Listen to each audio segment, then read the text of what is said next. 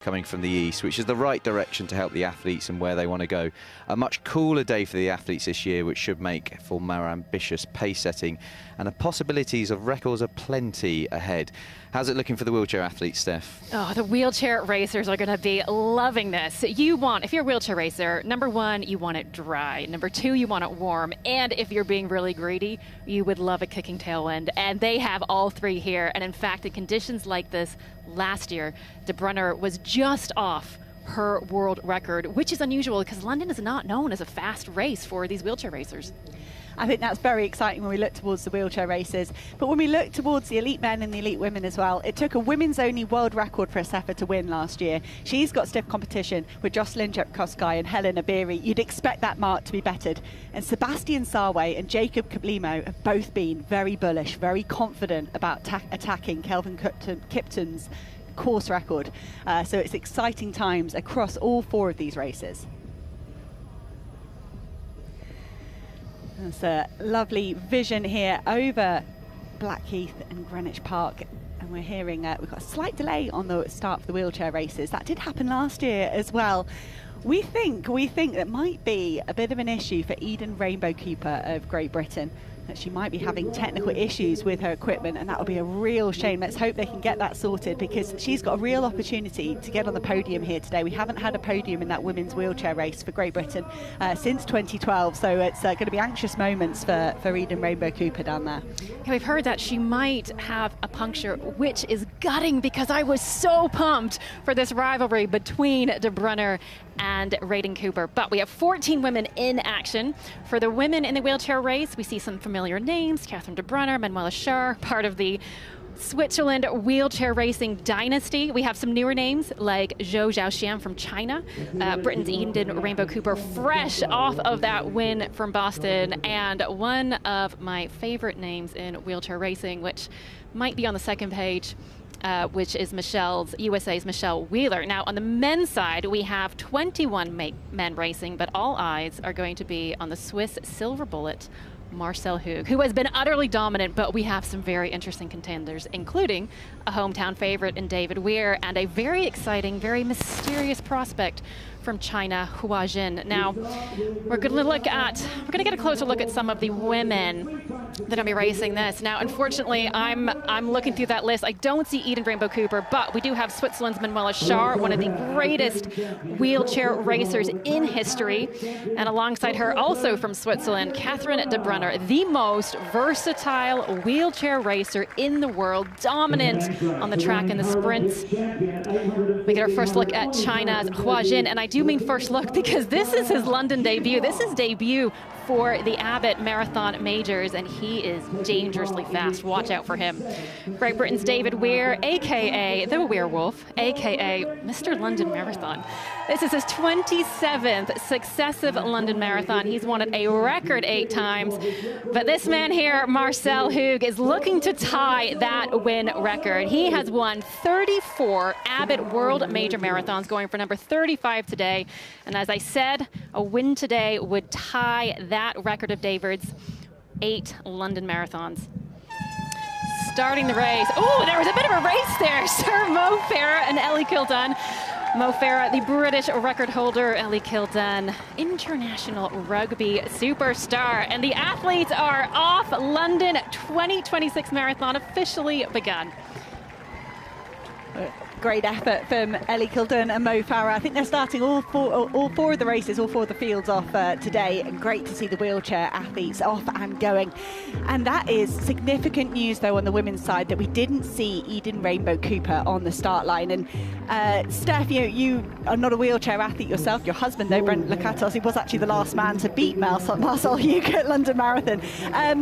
Punctures are part of being a wheelchair athlete, but to stop you getting to the start line, I'm surprised that's what's happened here for Rainbow Cooper. Well, you hope they're not part of being a wheelchair athlete, but yeah, this is gutting. I mean, I'm devastated. This was one of the most exciting rivalries going.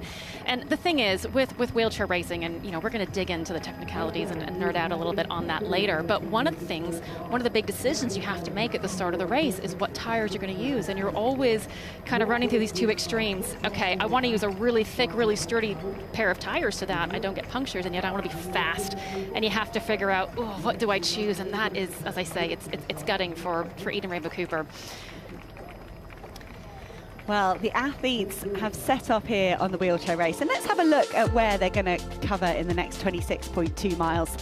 They've just left Greenwich Park. It'll be a bit quieter now after that rush and the noise at the start. They'll head off onto a quiet section here for around about the first 3 miles before they turn and head back towards central London. They'll hit Cutty Sark, the famous British tea clipper of the late 1800s. Always great crowd support there. The athletes will then follow the south bank of the River Thames and make their way towards the iconic Tower Bridge. This will include the Flying 400 for the wheelchair athletes. We'll get into that later. Once across the Thames, they'll turn east again and they'll wiggle towards the financial district, down through the Isle of Dogs and then up through Canary Wharf. They'll then double back on themselves. They'll take in Rainbow Row for the second time and head towards the embankment.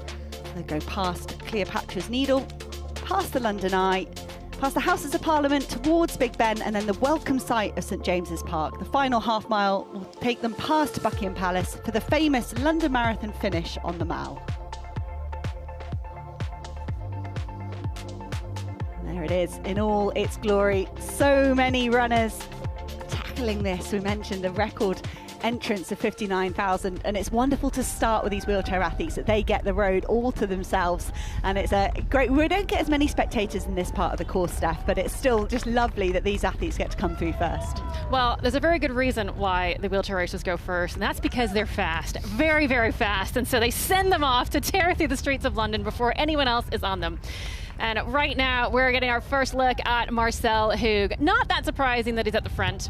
Now, the first 3 to 5K of this race is pretty much downhill, which obviously the wheelchair racers love. You get to put gravity to good use. And what's happening now is really the athletes are just finding their pace. They're settling into packs. And when I did my first marathon, I was warned very heavily, do not go off too fast in that first 5K. You're going to pay for it if you do. But actually, for the wheelchair races, it's worth putting in a little bit of effort up front, worth putting in a bit of an injection of speed to make sure you are in the pack that you want to be, because these packs matter. And you just see there, we're already starting to see a lead pack a few packs behind, and you can see they're getting quite close to each other.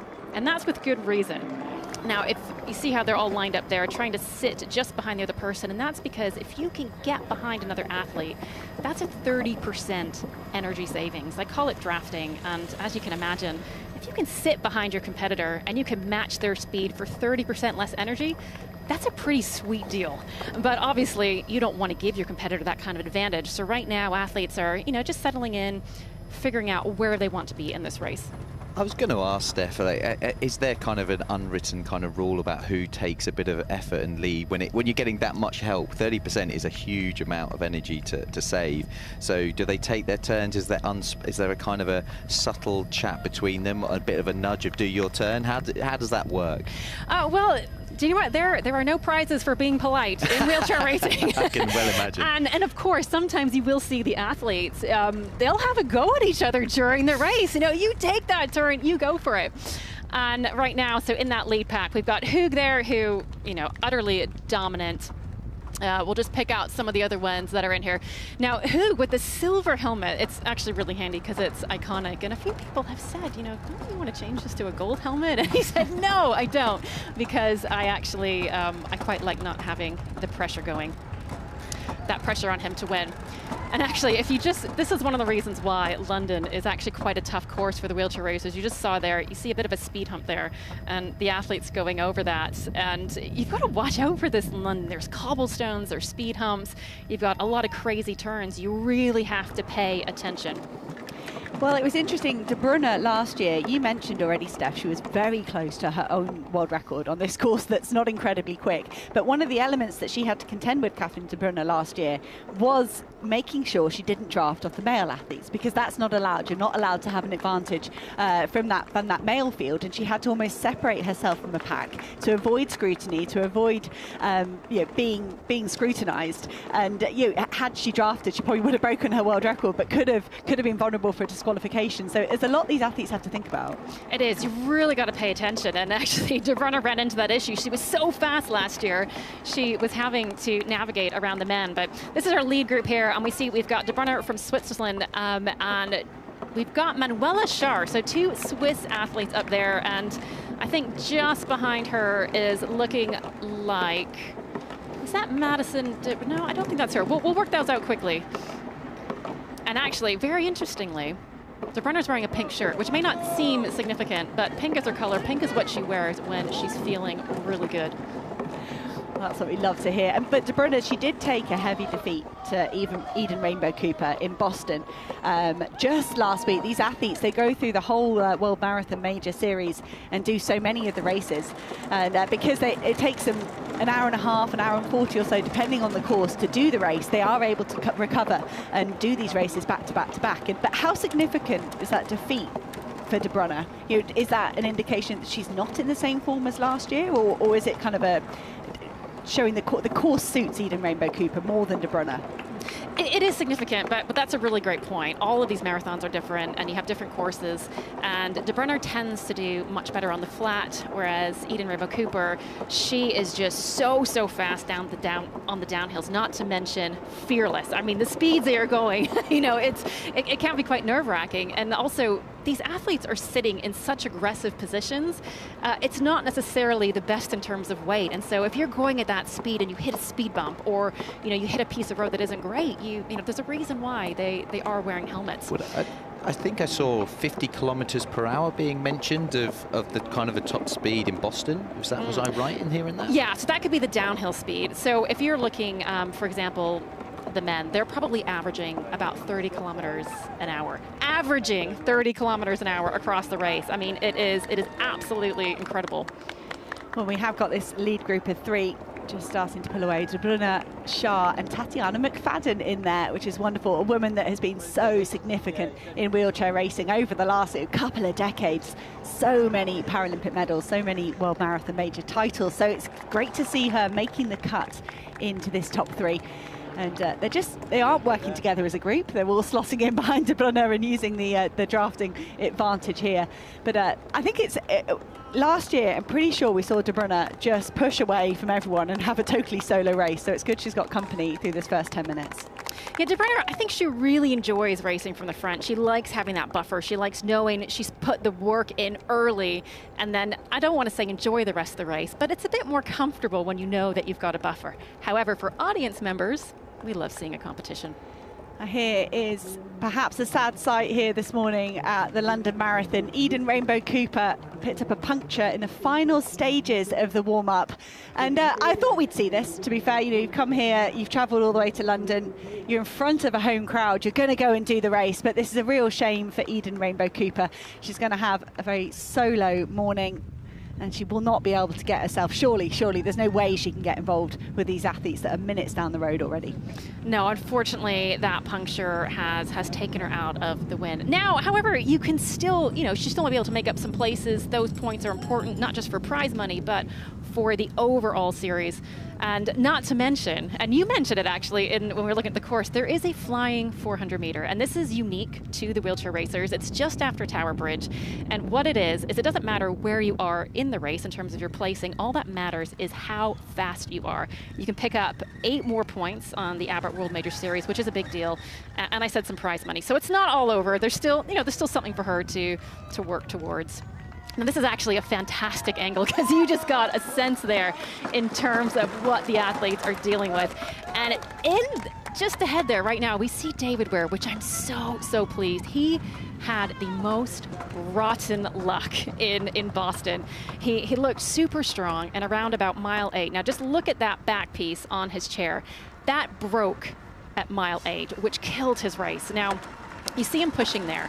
Now, if you think of just basic physics, for every force is an equal and opposite force. So as he's pushing down, his wheels are pushing back and essentially pushing him up. And that back piece is designed to keep him in place. So that broke, and he just wasn't able to put any power into that chair. So now get this, he landed from Boston on Tuesday morning. He then hopped in his car, drove all the way to Switzerland, which would have been about 15 hours in a car just to get that chair fixed. Got it fixed, drove another 15 hours back just because he wanted to do this race. And you don't have to be a sports scientist to know that is not ideal recovery. However, he's here and he's going to do everything he can to stop Marcel Hug from tying that London Marathon record. So 9:43 through the first 5 kilometres. They are off the course record pace of Marcel Hoog from 2023, just by around about 20-25 seconds or so. So nothing significant. And I did love, before this event, Weir did say he was going to hang on for as long as possible to Marcel Hoog. He's desperate to be, the most successful athlete in this wheelchair race, and he won't be surpassed by Marcel Hoog today, but he doesn't even want to be equalled, David Weir. He wants to be the best athlete that's ever pushed on these roads, and he probably will be anyway for all of time. But I think we're not letting that pace lull at all in the first 5 kilometres, and we are seeing a bit of a change here in these first 3 as they move through the opening stages. Yeah, so with this lead group, we've got Hoog, we've got Jing Xuan of China, and Weir. And it's significant that Jing Xuan was there because we saw this in Tokyo. He tried the best he could to hang on to Hoog. He made it to 15 kilometers in Tokyo. We'll see how far he makes it here. And we see 3 also in the women's pack. De Brunner, who looks to be doing a lot of the work here, behind her Shar and behind her Tatiana McFadden. You get a look here at just the technique that the athletes are using. Now, I love watching De Brunner because it almost looks like she's not trying. We take a bit of a look at the women's elite start list coming up for you. We've got the defending champion Tigges Assefa and a really exciting prospect of Helena Beery and Jocelyn Jepkosgei, giving her a battle to hold on to that title.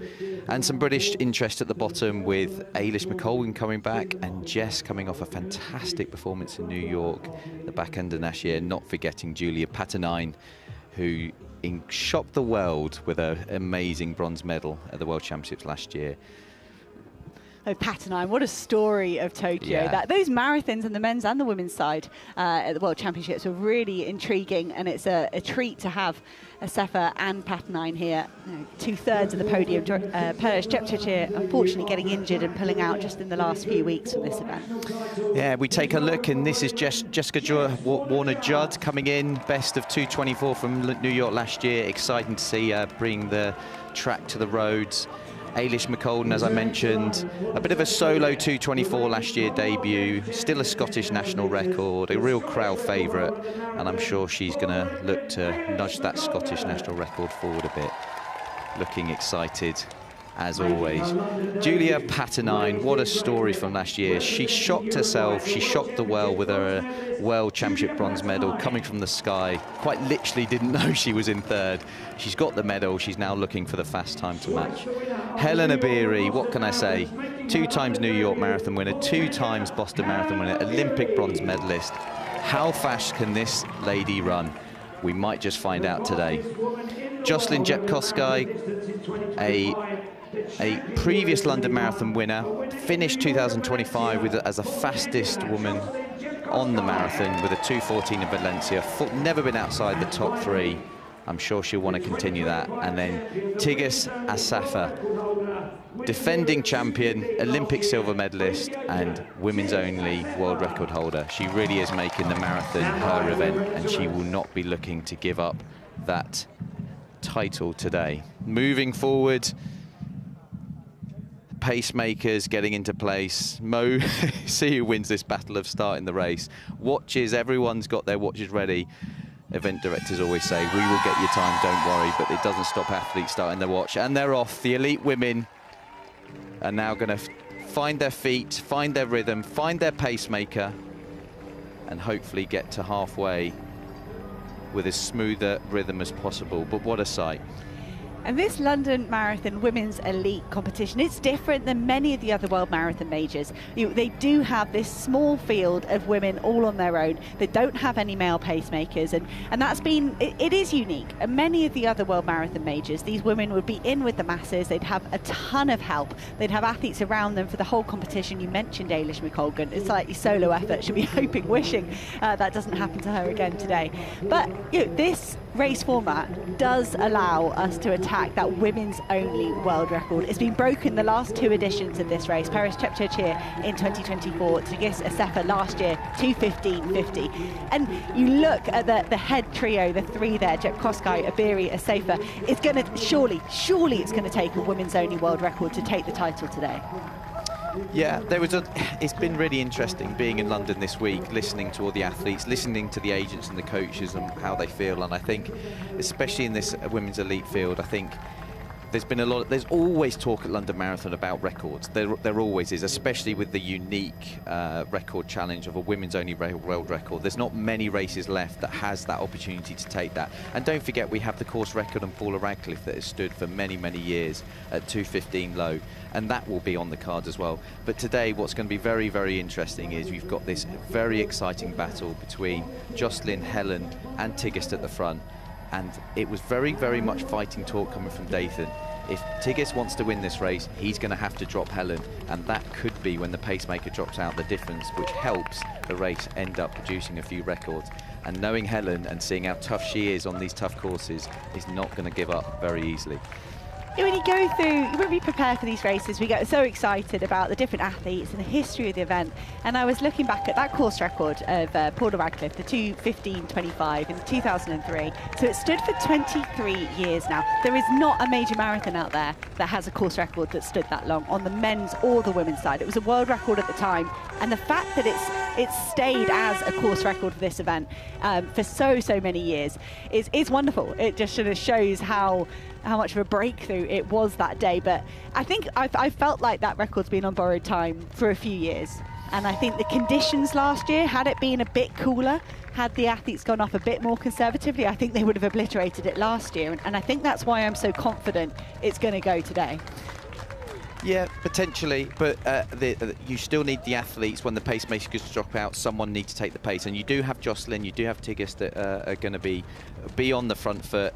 We're looking at the second pack, chasing pack, which is nice. It's always nice when you see more pacemakers and athletes in the pack. You always feel a bit more, you can get a bit more protection from the wind. But Eilish is locking in. I'm intrigued, actually. I thought we might see Julia Patanine and possibly even Jess Judd join this group. So hopefully Eilish doesn't end up with a bit of a lonely second half, and hopefully she has a bit more company. Alex Bell there pacing on the left, which is lovely to see, and I'm sure we'll see her run a full marathon one day eventually. Well, London Marathon love to look after their own, and there's a massive entourage for Eilish McColgan. Great to see Valamale Shumet joining Eilish McColgan in that group. We are due to have this pack we're looking at here should be splitting into two. The splitting hairs when you get through these first few kilometres. You're looking at 1 or 2 seconds difference. So these packs will take a moment just to spread out. But the information we were given before the event was the Sefer Jepkoskai Abiri committing to this front group. They've been asked to go through halfway in 67.15, which would bring them home in 2:14.30. A women's only world record, a course record, and a huge lifetime best for Abiri if she can hold on in that zone. And let's just see if the pack separates ever so slightly. There should be a slightly slower pack within that group as well. That's Dave Weir, Great Britain at the moment, just fighting to stay with that lead pack, which has Marcel Hug and Qing Chuan of China. Now, Hug has really been testing the athletes. He has been pushing forward. He's been accelerating and just seeing, if you want to stay with me, you are going to have to work. And at the moment, this is a really tough decision right now for Dave Weir. He's got to decide, okay, am I going to do the work right now to close that gap? Because you do not want to, if you can avoid facing these streets alone, you want to get up there, but you have to think, okay, is the energy investment worth it? And if I get up there, am I going to be too tired? You can just see he's dipped down to take a sip from whatever he's using to help fuel himself. Now, the wheelchair racers, you're not going to see them stop off for a quick pit stop at the drink station. Number one, you can see their hands are fully engaged. They are putting as much power into those wheels as possible, plus nobody wants to give up any time. So everything that they need for that race is on their chairs, and that includes not only their drinks, but also, well, you already had it happen. I don't even want to say it, any tire punctures. The athletes just swinging around Cutty Sark. This is such a good part of London Marathon. They're around about 6 miles. They've gone through 10 kilometres, these athletes, in 1917. That's pretty close to course record pace. But the spectators here, I think they would have got up pretty early to already be on the front row around Cutty Sark, and they'll be digging their heels in, keen to spend the morning in exactly that spot. Because Chris, this is a wonderful section of this London Marathon.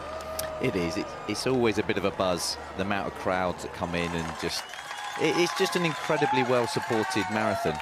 And it's very early in the morning. The races are still to go. I mean, there will be athletes running for 7-8 hours, and the support will be incredible right to the end.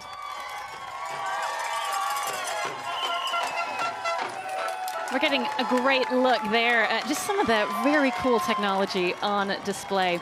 We're going to have a quick look back to the second pack, and that is being headed up by Geert Schipper of the Netherlands. Now, guttingly, usually we have two fantastic Dutch triathletes that have now switched to the marathon, but I'm not seeing a split for Jetse Plaats, and devastated. We might have lost another racer in the men's, and he's had a fantastic start. However, what Geert Schipper and Jetse Plaats have been proving is that there's a great crossover from triathlon. Now, the difficulty, both Plaat and Schipper have fantastic endurance. I mean, they will probably outlast anyone in swimming and hand cycling. But the thing is, you have got to have speed if you want to win a marathon. Endurance will get you top 5, top 10, but it's the speed that you need if you want to have that killer kick either at the end or to get away from the pack. Now we're back now at the women's elite pack. We can see De Bruyne is back in the lead. However, I was watching, and they have, as you say, Chris, they've been very polite. They have been taking turns. But I also caught, there was a glimpse of De Bruyne's chair up close. And she has been known, on occasion, when it's an important race, she will have a piece of note paper attached to the front of her chair, and I saw it. And on this paper is the key to her race. And she writes some very specific notes. She says she sometimes writes splits that she wants, cautionary spots on the course, tactical points where she wants to make a move. So we know that she's taking this race very seriously. You know, as you say, it wasn't, I think for a lot of people, it probably wasn't a surprise to even Rainbow Cooper. You know, she's been coming on for a while, but for her not to win in Boston would have been a bit of a, okay, like this is competitive, and she's taking this, and she said, I want to be on top. Well, it's great to see the splits here on the screen at Catherine De Bruyne, 22:02 through the first 10 kilometres, leading the way from Tatiana McFadden and Manuela Shah. So the underneath world record pace at the moment. And there are other marathons where these athletes will push faster because of a net downhill. We see that with the ambulance races as well. It's just part of travelling around the world to do marathons. But I cannot get over the fact that De Bruyne, for a second year running, is putting herself in contention for a world record on a course that's got a lot more twists and turns. You mentioned the conditions under the wheels as well. It's not perfect, it's dry, that's fantastic, but the bumps and the divots in the road. But De Bruyne, she seems to really enjoy competing here in London, and for whatever reason feels this is a place where she can attack a world record. We're coming across to the elite women, and you can see the athletes are starting to separate a little bit through the pace, the subtle pace making. At this stage, just 30-second difference, aim at halfway. Cannot look a huge gap at this early stages. The athletes are getting into their rhythm. We've got the iconic rockin' and rollin' of Helena Beery. Don't be fooled by that in the latter stages. It's very much her efficient running style in her way. And speaking to Dathan Richardson in the hotel, he did mention to me, even he gets a little bit worried from time to time trying to assess how her body language is. But the athletes will be reading each other. They'll be listening to each other's breathing, working it out. But at this stage, it's very much being in yourself, relaxing, and just staying on pace. And they've got three very, very good pacemakers taking them to halfway and beyond. And I'm intrigued to see Catherine Amanangole of Kenya. She's making a decision here. She's the woman in the light blue vest towards the back of the pack. And she was penciled in to be in that second group that's just separating themselves behind. Amanangole paced last year to 25 kilometres in this event at 2:12 pace. And I did think, well, hang on a minute, if you're capable of that and you're the woman setting that pace, this year coming back as a racer, her first time racing here in London Marathon, surely you want to get a free ride, be on the back of this group. So if there was anyone from the whole field in this elite women's race that I thought might take a gamble, might take a risk to go with these big three, it was Amanangole. But she's got to be really careful. We're only 10 minutes into the race. And Chris, what kind of damage can you do if you get it wrong at this stage in the first half hour? Are you on a knife edge already? Have you got to be careful through the whole 26.2, or is this is Amanangole being too ambitious? Is she going to kind of pay for this in the closing kilometres? Well, it's interesting. One of the things you have to respect when you're talking about how far you can push the red line is weather. Now the weather is a bit more generous today, and it does mean that if you do get into hot water early doors, you can pull back and you can kind of bring yourself back under that red line to go again, and you can give yourself a second wave. Last year it was far too hot for that. As soon as you raise your heart rate too high, it's nigh impossible to bring that down, and that's why you saw a lot of athletes struggling last year. And those that managed to handle it, and Tigges obviously did a fantastic job of that, you do have to be careful. You're very much spending the first 5-10k setting up what the last 5 to 10k is going to look like. But you know, she's given it a go, she's given it a bash, and fair play to her. And I think, like I said at the start of the coming on air, it's a weather conditions to take risks and take challenges, take risks and give it a go in the first half. And we're looking at the splits already: 5:06, 5:14. They're quick, but again, the first 5k or the first 3 miles is quick, and we are still coming up to the slight downhill section before they hang a left. But the girls are in the rhythm. Tigges looks her usual calm self. Jocelyn sitting in the back. I think Jocelyn's going to have a big part to play in this in the second half, so we'll see how that rolls out. And it is a wonderful, wonderful morning here in London. You referenced that weather last year, Chris. It was just a little bit too warm. I think it was didn't look kind of bad when we looked at it on paper, when we looked at the weather report, and then it was almost the anecdotal stories from everyone, from the elites and the masses, when we moved towards Sunday afternoon last year. And we kind of thought, hang on a minute, I think it was actually a lot worse than it looked perhaps on footage, than it looked when you looked at weather reports. And I think for me, Asefa and Jep Koskay, they were very, very ambitious last year. You know, they came through the first half in 66.40. They stayed on that 2:12 pace for 25 kilometres, and it was only then that they kind of realised they might have bitten off more than they could chew. And Jep Koskay particularly, her last couple of miles last year's race were awful. Were hard work, you know, in terms of treacle. Yeah, she was running through treacle. So I don't know. I mean, Asefa's been very confident in the press conference and saying she's in better shape than last year. She can go through faster, but I wonder if they'll have the memories from those conditions last year as well. We're back with the women's wheelchair race. This is the lead pack, although that pack has gotten one person smaller. So at the moment, we've got Tatiana McFadden of USA in the front, Catherine de Brunner sitting just behind her. Manuela Schär was there, but it looks like they've lost one. She's currently sitting a few seconds back. And the difficulty is when you lose that pack, you're sitting a little bit in no man's land. Now that's the position at 10K. This is a bit on from there. And so Schär has to make a choice now. Do I wait for example, Zhu behind her and see if I can catch them again, or do I keep going? And that's a tough position to be in. McFadden giving us a masterclass there on just sitting behind an athlete. And you know, as you go through the marathon, this is all about your energy reserves. You basically want to do as little work as possible, expend as little energy as possible, knowing that if there's still 2 of you left at the end, you've got to have enough for a sprint finish. And I am loving this footage right now because it just gives you a taste. Look at McFadden bumping there. These roads are not smooth, they're not ideal, and you know, there is no shock absorption system in these wheels. They are feeling all of that.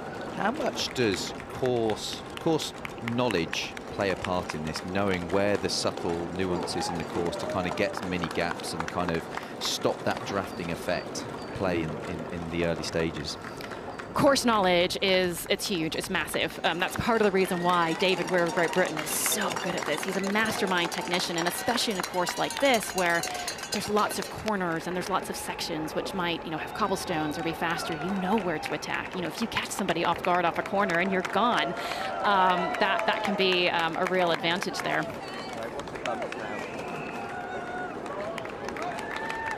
And that's where we are with the women's race at the moment. De Brunner for McFadden, and they're just catching up one of the other male athletes as well. So De Brunner will be hoping to not get criticised for perhaps drafting off one of the male athletes. You aren't allowed to draft off that other field. And there's no drafting for Marcel Hug. He is out at the front on his own, as he so often is. I think he probably has gone through 15 kilometres, Hug. And that course record set in 2023. It wasn't ideal conditions that year. It was decent in terms of temperature, but it was a bit damp on the surface. And I think Hug, I was maybe surprised not to see him go closer to his course record last year, given the favourable conditions, the following wind. But for whatever reason, Hug was a tiny bit slower last year. This year, 29.23 through 15 kilometres. He's around about that course record zone, and already he's opened up a 5-second gap ahead of the rest of the field. Yeah, you can see there that he has just been winding it up, winding it up. He was testing where he was testing Jing Xuan, and Jing Xuan has just had to call it, not a day yet, but just say, look, I've got to protect the rest of my race. And this was always going to be a tough ask for Jing Xuan, because not only is this his Abbott Marathon debut, as you were just saying, Chris, this is his London Marathon debut. He doesn't know this course, and you can't fake experience. We got the first 5K splits coming in from the lead ladies, and it was predicted finish 2:12 low, but again, we always have to take those splits with a bit of a pinch of salt. 15:39 through 5K, but again, it's coming up on the screen now. It is fast there, and they will be very much more interested in the splits a bit further down the road once things equalise out and the course across a longer distance of learning. Helen just getting into position. I think the drink station is coming up on the right. Yes, this is a real moment where you're trying to set up the second half, making certain you get your drinks on, making certain some of the pacemakers, obviously it shows how hard the pacemakers have to work. They want their drinks too. They want to do their best job. Sharing it again, that says a lot about us. giving a pacemaker drink. She doesn't want that pacemaker to drop out anytime soon. There's a bit of psychology there, I would say, that I want you to stay in as long as possible, because she knows these pacemakers are going to play a big role in helping her trying to win this race. And I think through that first drink station, I think Amanangole went for a drink and didn't get it. It looks like she got tangled up with one of the pacemakers. Jocelyn Jetkoska, I'm not sure she even tried to get a drink. So, when you go through all the adrenaline of the start line and everything that happens then, perhaps just skipping that first drink station and saying, I'll just let everybody else get tangled up in that. This, we think, is the third pack down the road. And Ailish McColgan, she was so excited to make the start line last year for London Marathon after a couple of years of not being able to get herself healthy. And she did say she undercooked her preparation into 2025 ever so slightly, just because she was desperate to be able to do the race, and that she was hoping she could be more ambitious when she came into this race, when she could be more aggressive with that training. And she has got company. You mentioned it, Chris. Alex Bell, the Olympic finalist over 800 metres, has been a revelation in the last 12 months, just catapulting up the UK all-time lists in road running. And she said, why didn't I do this sooner? Why did I stay as a track runner when I've clearly got massive potential on the roads? And I'm sure Alex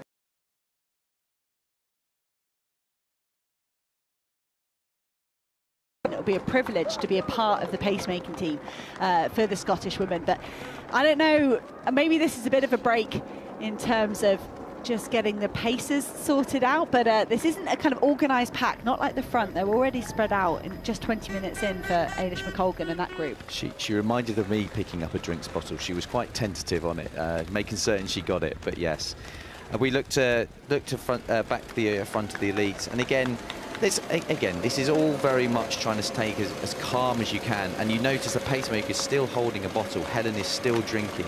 This is significant because, again, athletes know the volume of drink they can get into their system is important. And it's not about just grabbing a drink and then just throwing the bottle. Athletes are holding on to these bottles for longer and longer because the priority is getting it on, and they're not frightened to hold on to it for as long as they can. I remember Tigges missing a few bottles, and you mentioned Jocelyn missing it. So athletes have their plans, they have their processes they follow, and all of these athletes are experienced athletes. They know what they're doing when it comes to their own fueling strategies. And it is interesting, I always find it, how important, but equally how individualized these plans are. Well, we've mentioned it, across the last couple of years, that the technology in the fueling has just gone through the roof in terms of what the athletes have available to them in drinks that more efficiently do what their body requires for this challenge. And I think that has taken the jeopardy out slightly. We used to see these real emotions going on if someone missed a bottle. And it doesn't seem to happen so much in the last sort of couple of years. It kind of seems to be like, well, I'll just, like you say, take on as much, if I get my bottle, take on as much as I can. But maybe that knowledge that the technology is so fantastic, I'm going to get it at some point, I'm going to get that fuel. But it's definitely a part of marathon running. We're heading back to the lead group for the women's elite wheelchair race. They have just gone through 15K. And they're looking good, not quite on London course record, but when you've got somebody on your tail, you've got to think about playing this tactically.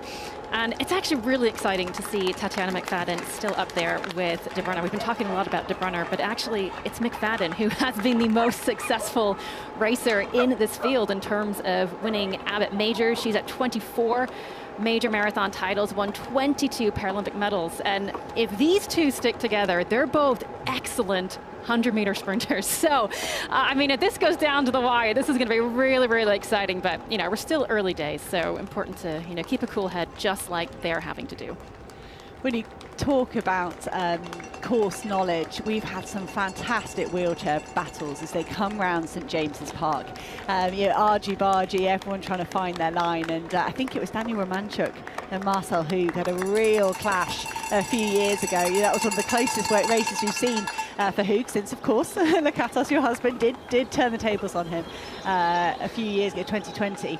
But yeah, it would be great if we could get those two pushing all the way to the finish in the women's race. Well, I'm glad you mentioned it, Hannah, because it looks bad if I'm digging up my own husband. But Lakatos was the one to last beat Hug. But it's important to recognize it actually was on a different course. And as you say, this course knowledge is so important because, again, as you come around that final bend, you want to get the good line. And look at these chairs. You got to make, you know, it's really hard to be pushing and steering at the same time. So as you say, setting yourself up is really important. Now, Hug has, as I said, just been winding this up, and he's managed to lose everybody. And you have to look at him and just think, you know, at what point does winning just start getting boring? And clearly not yet. I was reading that, you know, as good as he is, we know he's been investing a lot of time and energy and thought in terms of his technology. But he said he's actually debuting a new pair of gloves this year. He said that you can see them on his hands just there. They're not grabbing the wheels, they're punching them a little bit like a boxer would punch. And he said in the past, he's experienced some pain in his hand as he's been pushing. And so he's changed his gloves. And, you know, the good news for him is that he now no longer has that pain. He says he's less fatigued, which, you know, is bad news for his competitors. But right now, we're coming up to Tower Bridge. And this is significant because as you get to about the midway point of this bridge, there's what we call the Flying 400. So this is a race within a race for these wheelchair racers. It doesn't matter what position you're in when you get it. This is all about who can do this 400-meter section the fastest. But you've really got to play this well because the 400-meter section, you're going to be looking out for a purple sign, and the athletes will know what that is. The thing is, you start and you're going to come around a corner. So you're at speed. You're having to take this corner at speed. It's really tricky in terms of chair handling skills. Great to get a look at Tower Bridge here, round about the halfway point for all the athletes. I think the masses particularly, this is a big moment. You get over this and then you can think about the second half of the race. But as Steph is saying, this Flying 400, the chance at some extra prize money, the chance at some extra points that these athletes collect across the World Marathon Majors series is a good bit of fun here in London Marathon.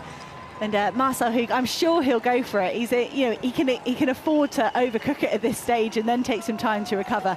But I think you'd want the bragging rights of winning the race and winning the Flying 400. And there goes Marcel Hug. You can see the cadence picking up, as Steph was saying, punching those wheels, trying to get his good, strong 400-meter split in. And again, we mentioned it a few moments, but just a note on Eden Rainbow Cooper, who picked up a puncture just in the final stages of her warm-up. She's not involved in the race proper. She has started, but she's having a solo ride down the road.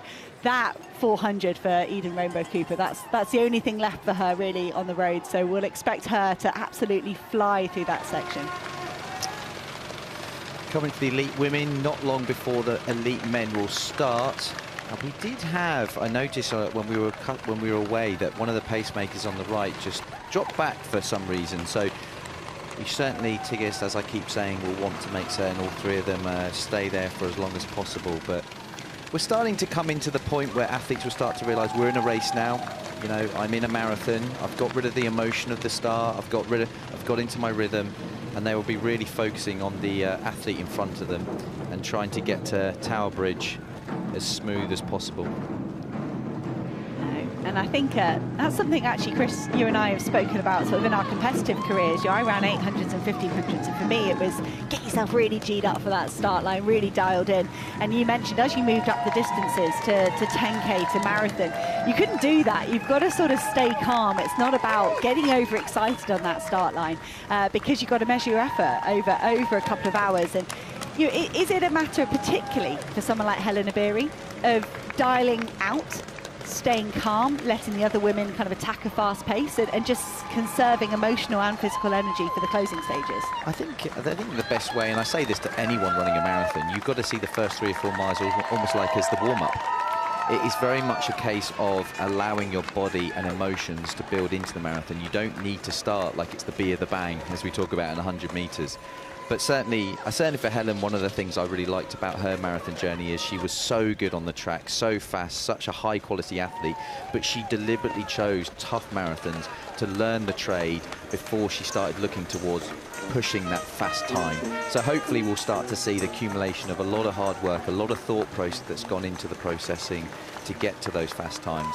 So it'll be exciting to see. Well, we're approaching the half-hour mark in the women's elite race, and the wheelchair athletes are around about 40 minutes into their journey. Marcel Hoog passed halfway, and we head back to Greenwich Park, where the masses are starting to accumulate. But here's the elites, led by last year's champion Sebastian Sarway. It's 2:02.05 was his debut in Valencia, the second fastest debut of all time. Only Kelvin Kiptum debuted faster than him. And the Kenyan great still holds the course record in this. He died, unfortunately, in an accident in 2023. But Sarway has said he's got his sights set on that course record. It's also British Championships today, and it's going to be very competitive between the likes of Mohammed, Philip Sessman. Unfortunately, no Emile Caress this year in the British event. We're going to have a look at the key highlighted athletes for this men's elite field. And Phil Sessman was the first Brit home on his debut here in London. All the way back in 2021, he's got better and better year on year. He's down to 2.7 now. On the other end of the experience spectrum, Paddy Diva has only run one marathon, and it went really well. He crossed the line 4th in New York and Autumn. He has been upgraded to 3rd after the disqualification of Albert Correa for a doping offence. The track medalist Yomif Kajalcha makes a highly anticipated marathon debut this morning. It's been indicated that the Ethiopian is going to go with the front pack. Tamarit Tola is the Olympic champion, the Olympic record holder on that hilly course in Paris, but he's never won this race. He has been on the podium before, but Tola as well committing to going with a very hot pace. It's been requested by the likes of Jacob Kiplimo and Sebastian Sarway. Kiplimo was 2nd last year on his marathon debut. He returns to London having improved, had a world record, a 3rd in the half marathon, a 3rd consecutive world cross-country title. And he will not let Sarway get a jump on him like he did last year. Sarway looking to cement himself at the top of the marathon rankings by taking another London victory this morning.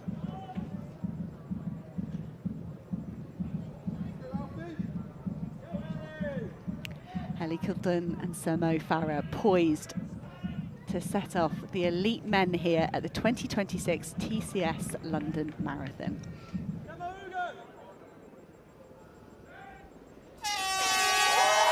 And they are off. Sarway looked reluctant to take his moment in front of the crowd here, but he will not shy away from the challenge. He's been a latecomer to elite marathoning. It's been an instant impact from the Kenyan. And his efforts in Berlin last year in September were really quite remarkable. Very hot conditions, but Sarway went tried to attack that world record of Kelvin Kipton, came unstuck with the hot weather, but he does believe he's in course record shape. And Chris, to have the likes of Kiplimo and Sarway in this race together, that for me does give me confidence they could attack the course record. Never mind these other men. I'm loving the bravery from the likes of Kajelcha in his debut, from Tola, who's got so many accolades. He's saying, why would I not go with a 2:01 pace? But they've got the strength in numbers and the quality in those top 2 entrants. Completely hit the nail on the head. I'm just a bit disappointed we didn't get a hero starter. This is one of the first years we didn't get someone charging off in front of everyone. Oh yeah, there's still time. There's still time. It would be impressive if we got to a mile at the front. But anyway, yes, no, absolutely. We've got, I mean, Sawe and Kip Limo are 2 very, very exciting young athletes coming into the marathon. They're still in their early days, but it was an incredible battle last year. Absolutely insane. Sawe produced one of the most dramatic charges after the 30k drinks bottle, and Kip Limo gave him respect because it was his debut that day. But he's gone away, he's run fast, he's run 2:02 since, he's more experienced. Speaking to people that know him in the hotel, in the athlete hotel this week, they're excited by the fact he's moved on. He is stronger, he's a stronger athlete, and I think he will represent a much more different challenge for Sawe today, even though we are looking at Sawe as the kind of lead, and there is that Kajelcha hovering just behind. He's such an exciting debut. Now, listen, we have to respect the fact that when someone's doing a marathon for the first time, you have to allow an athlete to grow into it, and you very rarely see an athlete run their PB in their first marathon. But it doesn't take away from the fact that this guy is going to take a punt at the front pace and see what he can do. So exciting to have the elite men underway. The women going through the miles here, just dipping past 32 minutes. And the pack all still together, impressed as I have been for the last 10 or 15 minutes with Aman Ngole, the Kenyan athlete, joining Jocelyn Jepkosgei, Helen Obiri, Tigist Assefa. And they go through 31:03 through the first 10 kilometres, so they're going faster than Tigist Assefa did last year. And they're on for, well, that world record split. I think they're talking about the women's only world record split there at 31:16, but 31:03 is coming up on our systems as sub 2:12 pace. And these women are flying. I think we know it's slightly fast in that first 5k. And I think, well, we know Jocelyn Jepkosgei with that 2:14, Tigist Assefa capable of way faster. Helen Obiri, today we're going to find out what those New York, Boston kind of courses translate to on a faster course. I mean, these women, all of them, very capable of running 2:12, of running that time. But the question would be, on this course without male pacemakers, are you giving yourself kind of putting a lot of damage into your legs by setting off at 2:12 pace, or is that what we're really going to see today? When it's a race like this, when it is a women's only race, this is very much about race tactics. You can't rely on the fact you're going to have a massive other athletes around you to kind of affect how the race will pan out. And we've talked about it, when a pacemaker drops out, someone has to pick up the slack to maintain the pace, to get those fast times, to get those records. And it was made very clear in the press conference. We'll see how it pans out, because you know in press conferences people will say things, but what they actually mean on the actual day in the race. But Helen's team is very much adamant, you've got to run away from me. I know I'm good in the finish, I know I'm strong. Like, Tigist did beat Helen at the Olympics, but Helen had a very shortened build-up, and she did incredible to even get on the podium with the amount of time she had to be able to train and prepare for that. But she's here, she's ready. She won New York Marathon in 66 minutes. Incredible performance. She's the only one that's come in with that visual kind of performance coming into this race. The other two, Jocelyn, her last race was Valencia, in December last year. But Tigist and Jocelyn will have to be the strong athletes to maintain this pace if they want to get rid of Helen. And we're in for a very exciting second half.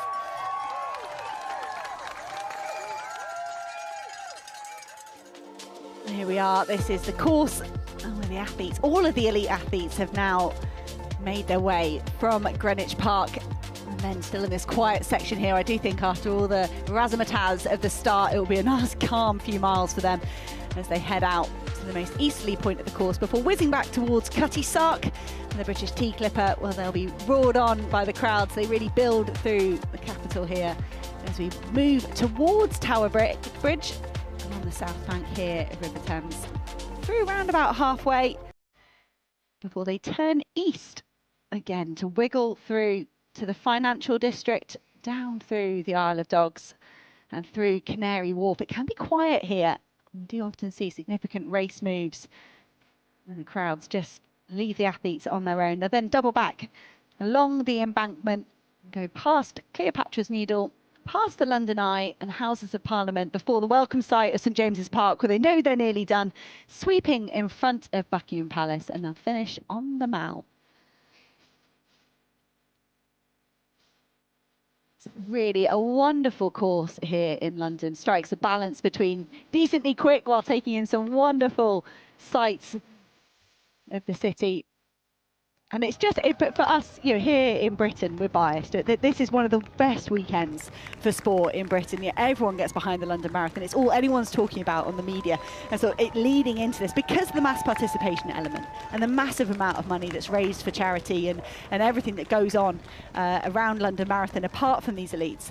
But I think the effect of these massively talented elite fields year on year on year really puts London on the map globally as well in terms of athletics fans.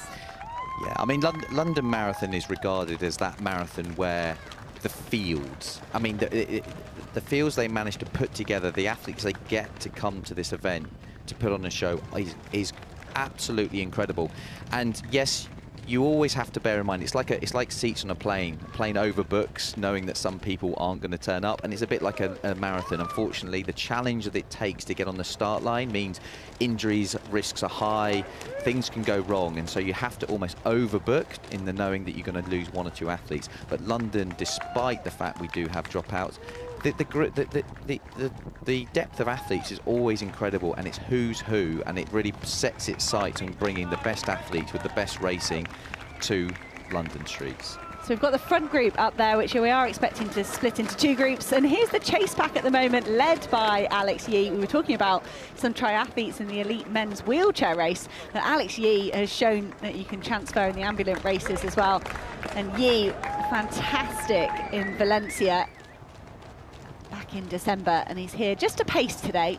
And so that is the third pack. Just down the road is Alex Yee, and we have got a slight divide here.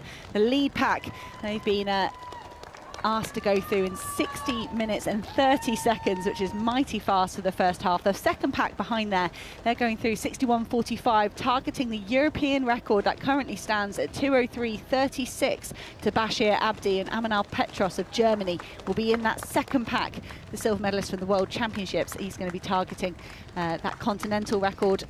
So these three groups in the men's race just settling in to their paces.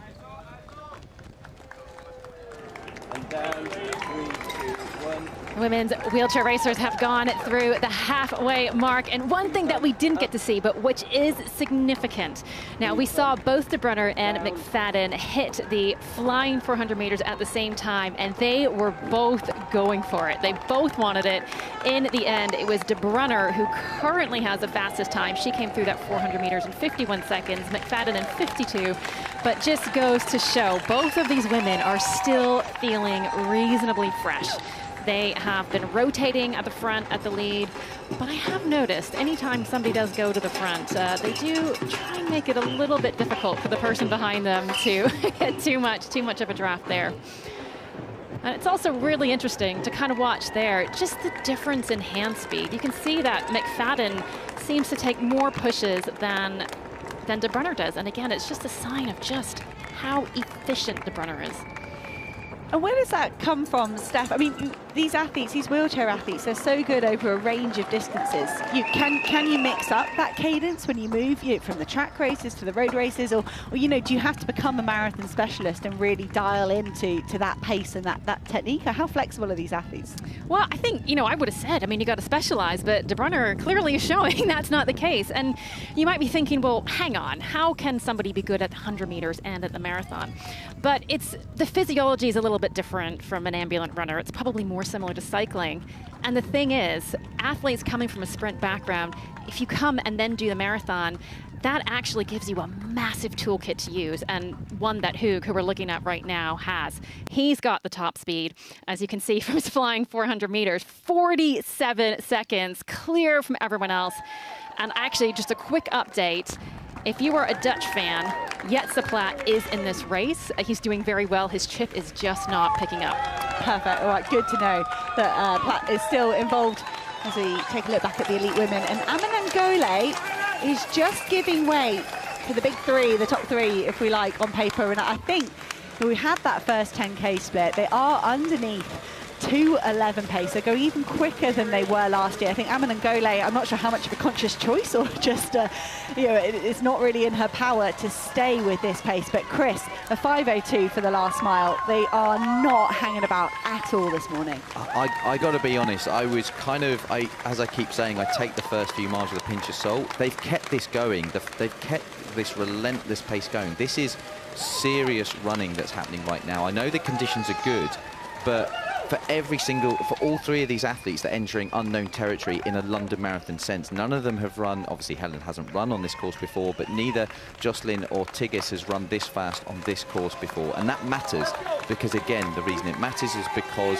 once we lose the pacemakers, they're going to have to do it themselves. So there's clearly, there's some brave racing going on right now, and this is going to be interesting. We've already lost one pacemaker, and it is going to be significant. The faster you go, the earlier you will lose those pacemakers, but everyone seems happy. They're going with it. There's certainly the fact that Tigges and Helen are side by side does say a lot. I know they're behind pacemakers, but there's a bit of gamesmanship when it comes to that, and Jocelyn tucking in behind. But we're down to three. We're down to the three we expected, but I have to say I wasn't expecting this pace so hot so early. So we hope the pacemakers are going to last, what, 25K? Best case scenario? 30K. 30K, you reckon? Well, no, what if no. they're asking them to do this? I'm an athlete, so I would always say as long as, like 40K if I can, but yeah. I mean, if a pacemaker is going to make it 25K, these athletes, the big three, Abiri, Asefa, Jepkosgei, are they better off saying, go even faster, and they'd rather, do you want to bank time in the first half, or physiologically is that so risky? We saw Jepkosgei blow up, bonk if you like, in the last couple of miles last year. Where's the balance there in terms of using the help when you can to get you as far as possible versus paying attention to your own energy levels? I think ordinarily that would be a question to ask, but very, very quickly as we move to the elite men, I think this is more about winning for these ladies, and I think this is about trying to tire Helen out. So I think this hot pace is more interesting for Jocelyn and Tigges because they're trying to take the sting out of Helen's legs. And this year we've mentioned 59,000 people starting this London Marathon, and for so many of them it will just be about surviving. It will just be about the accomplishment of 26.2 miles. And what I love about these elite races is watching some of the best endurance athletes in the world run and push and race. They are not, yes, times matter and they are pushing themselves to their physical limits, but the ability to race when you're working that hard, when you're pushing the limits of what's humanly possible, just blows my mind. So, for Asefa and Jepkosgei kind of putting themselves in the hurt locker to try and dampen that sprint of Abiri, I think that's a brave move. And this group, we're earlier on here in the elite men's race. We'll just be coming up towards the first 5 kilometre split. And so not too much to read into this yet. I think the biggest insight for me in this elite men's race was who decided they were going to go in this front pack. To have the likes of Kajalcha and to have Tola. Tola for me is a kind of an athlete, I think he'd be better off hanging back and coming through. But he's kind of gone, I've got the opportunity to race the best in the world. I'm already the Olympic champion. I've got nothing to lose. I'm going to go in this group. But it's very ambitious for many of those men to be going with such a fast pace with a 2:01 finishing pace. We are back to the elite women's wheelchair race. You can see we still have De Brunner and McFadden in that lead group. Now, just to give you a bit of an update on what's going on behind, we've got Manuela Scharf, Switzerland. She is sitting about a minute and a half off that pace. And then 5 minutes off this lead group is Madison de Rosario. So right now, that is what first through fourth looks like. But what we have is just this game of cat and mouse right now between De Brunner and McFadden. You're already probably at this stage thinking ahead to the end. Okay, what is it that I need to do to win? What is, look at this. You get a shot right there of the note paper that De Brunner has. This is her game plan. I mean, if I'm McFadden right now, I might be trying to get alongside and seeing just what's going on there. But it might be a little bit difficult to read at speed. But yes, this is the time where you think about, okay, what do I need to do to make sure I've got enough at the end to win? And as I said, these are two very, very good sprinters. You're getting a masterclass just there of just the dexterity that these athletes have to have and the coordination. So often you'll find yourself going around a corner, having to push with one arm. And the other thing as well is on the track, you're constantly making that same turn, whereas on the road, you've got to be able to read those turns. We're getting a look there at the results of the women's 400. De Bruyne taking those 8 points. And this is going to be important. This is going to be significant because coming into this race, both De Bruyne and Eden Rainbow Cooper, they were actually tied. They had both picked up maximum points in one race along with the points. And now if De Bruyne can win this race, and again, she's going to take those 8 points, she's going to put herself firmly ahead in that race, which is a slightly separate one from this London Marathon. Now the women are just coming up to a pack of the men racers, and if they do pass, they are going to have to be careful. One, not only just to navigate around it safely, because some of these roads get small, some of the corners are quite tight. But while they are able to draft off each other, they cannot be seen to be drafting off any of the male racers. And here we have Hug. He is well out in the lead at the 25K mark. He already had a minute and a half lead over Luo Xingxuan. So right now he is by himself, and he loves being in this position. He doesn't so much care for a tactical race. He likes to just do the damage early. Now, if you are a wheelchair racing fan, there's been a lot of talk about the chairs that are going on lately, maybe similar to some of the road racing shoes that you see, but there are 3 really important considerations to any chair, and one of the most important ones is aerodynamics. And so Marcel has actually partnered with a wheelchair racing company, Orthotech, and a Formula One company, and they have designed one of the most aerodynamic chairs in the world. And again, it's significant because just like drafting, you're using that free energy. Here, you're using physics to basically go faster. It just makes sense. And a very quick crash course in physics. I promise it will be interesting. When you're going at the speeds that he does, what you're actually doing is developing a low pressure zone just behind you, and that low pressure zone pulls you back. So if you can change the way that the air goes around you, basically you can go faster for the same amount of power.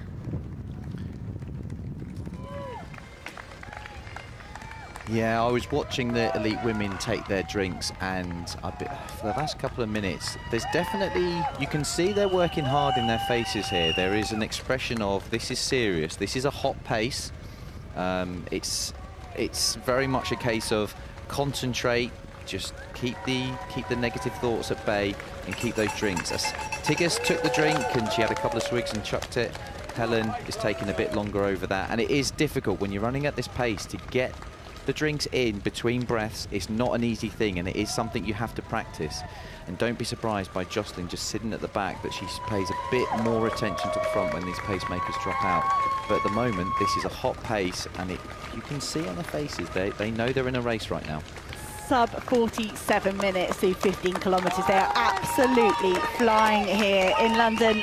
And it was similar last year. They did go through, well, we mentioned it already, all the way to 25 kilometres at 2:12 pace, that they're going quicker this year. And a safer last year, it seemed she was the athlete kind of goading the pacemakers, saying, let's lift it, let's lift it, let's lift it.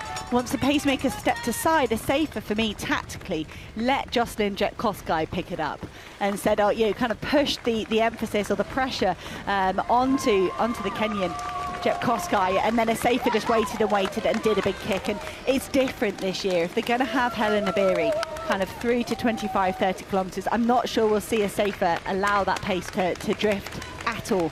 A safer lost the Olympics on a sprint finish to Safan Hassan. She lost the London Marathon to Peres Chepchirchir a couple of years ago. She lost the World Champs to Chepchirchir again in Tokyo. Like a safer, we love to talk about the fact she went to the Olympics in 800. She is a sub-2 performer. She hasn't found that sort of leg speed you'd see on paper in those closing stages of a marathon. It's not her strength. She has to push from earlier on. So I don't think we'll see a safer let any lag happen in the pace once the pacemakers step aside.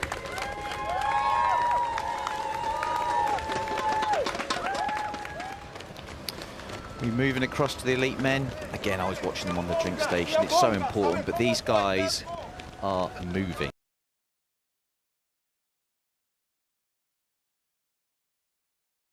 In perspective is right on the nose of 2-hour pace. Now, let's see how they get on through 10K and 15K before we get too excited. But they've got out the door. They've clearly had their Weetabix this morning. Other cereals are available, of course. But they've clearly had whatever they needed to have for breakfast to get out the door and be serious about what they're doing. And the pack is big. Lots of ambitious athletes. And I say it every year. The volume of running these guys do in preparation for this is quite astounding. And Sarway, a lot of people are trying to understand, because he has picked up a couple of injuries which come with the risk of training of high volumes, and he has had a stress fracture. He has run quick at the back end of last year, but he has had a broken training block coming into this race. We're unsure just to how much training he has done. The story's changed a little bit, but we will get to find out. But in my opinion, he's not here unless he feels like he can put up a good performance and he feels like he can defend his title. But I do think Kit Lumo has had, from what we can tell, a much more smoother build-up, and that's going to be dangerous. I think that is an interesting point, Chris. And we come into this event, you know, back in January when the fields are announced, we get his wonderful list of names, and all of those have to stay healthy. They have to make the start line here this morning in April. And Sarway, those reports of disruptions, they only really came out in the last 3 or 4 days. The headlines first were, I'm going to go for a course record. I think I can do it. I think I can beat Kelvin Kipton's mark. And then it was only sort of when we moved into the last few days for me that it became clear that Sarway hasn't had a really smooth last few months. He hasn't raced since that world record attempt in Berlin. I mean, he didn't get that close, but the effort he put in those conditions was sort of one of the best performances that's ever been seen in a marathon. And I think, you know, that broken foot off the back of Berlin maybe happened just before, that back injury in the new year.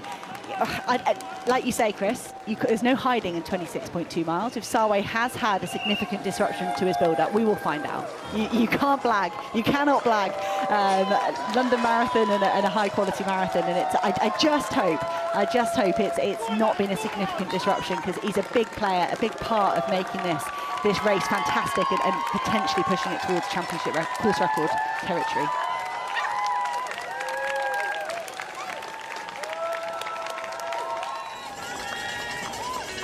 We're back with the elite women's wheelchair race, and it is still a pack of 2. And actually, just before we were speaking about the aerodynamics of the chair and how important that geometry at the back of the chair is in terms of improving the aerodynamics. And what you see here, so De Bruyne is actually competing in a Honda chair, and you have Tatiana McFadden in front competing in one of the OT Fox chairs. And you can just see the difference in geometry. And these companies have heavily researched this, and it's fascinating to see that they have come up with 2 separate solutions.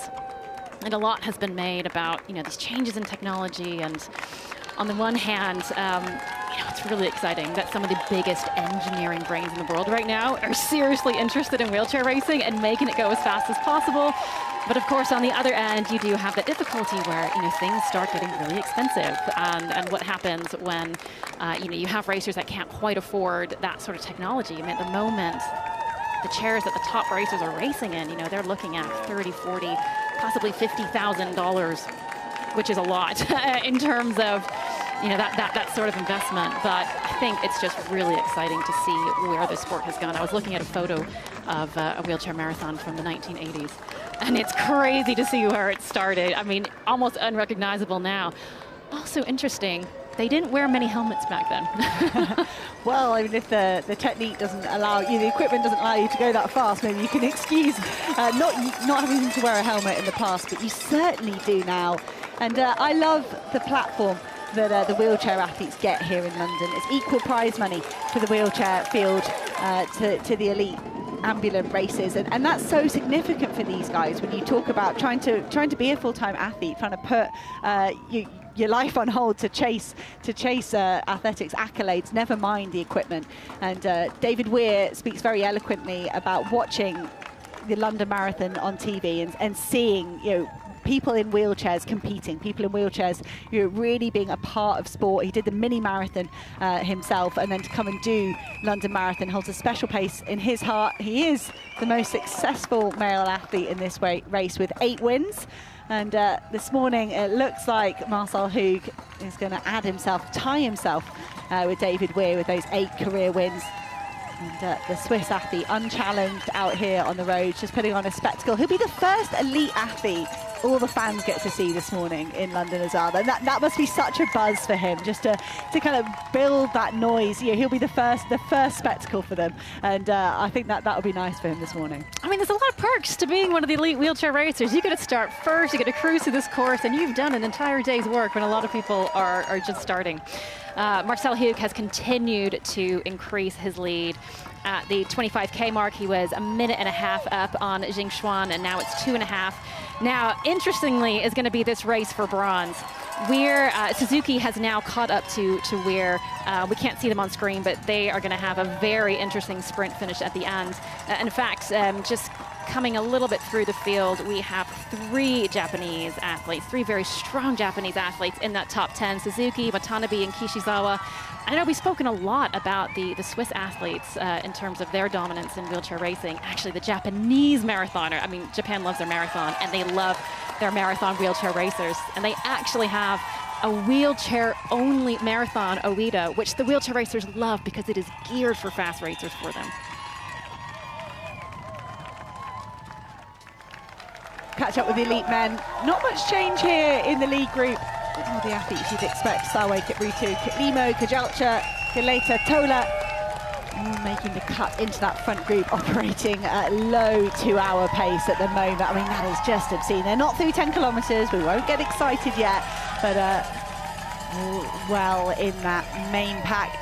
There they are. There's a close look at them. Just a nod to the athletes a little bit further behind, the likes of Gabena, Camora, Lassoy, Petros of Germany, Cheptegei. They are, at the moment, operating well underneath European record pace. That is the target for Amanal Petros as he gives chase there. And it looks like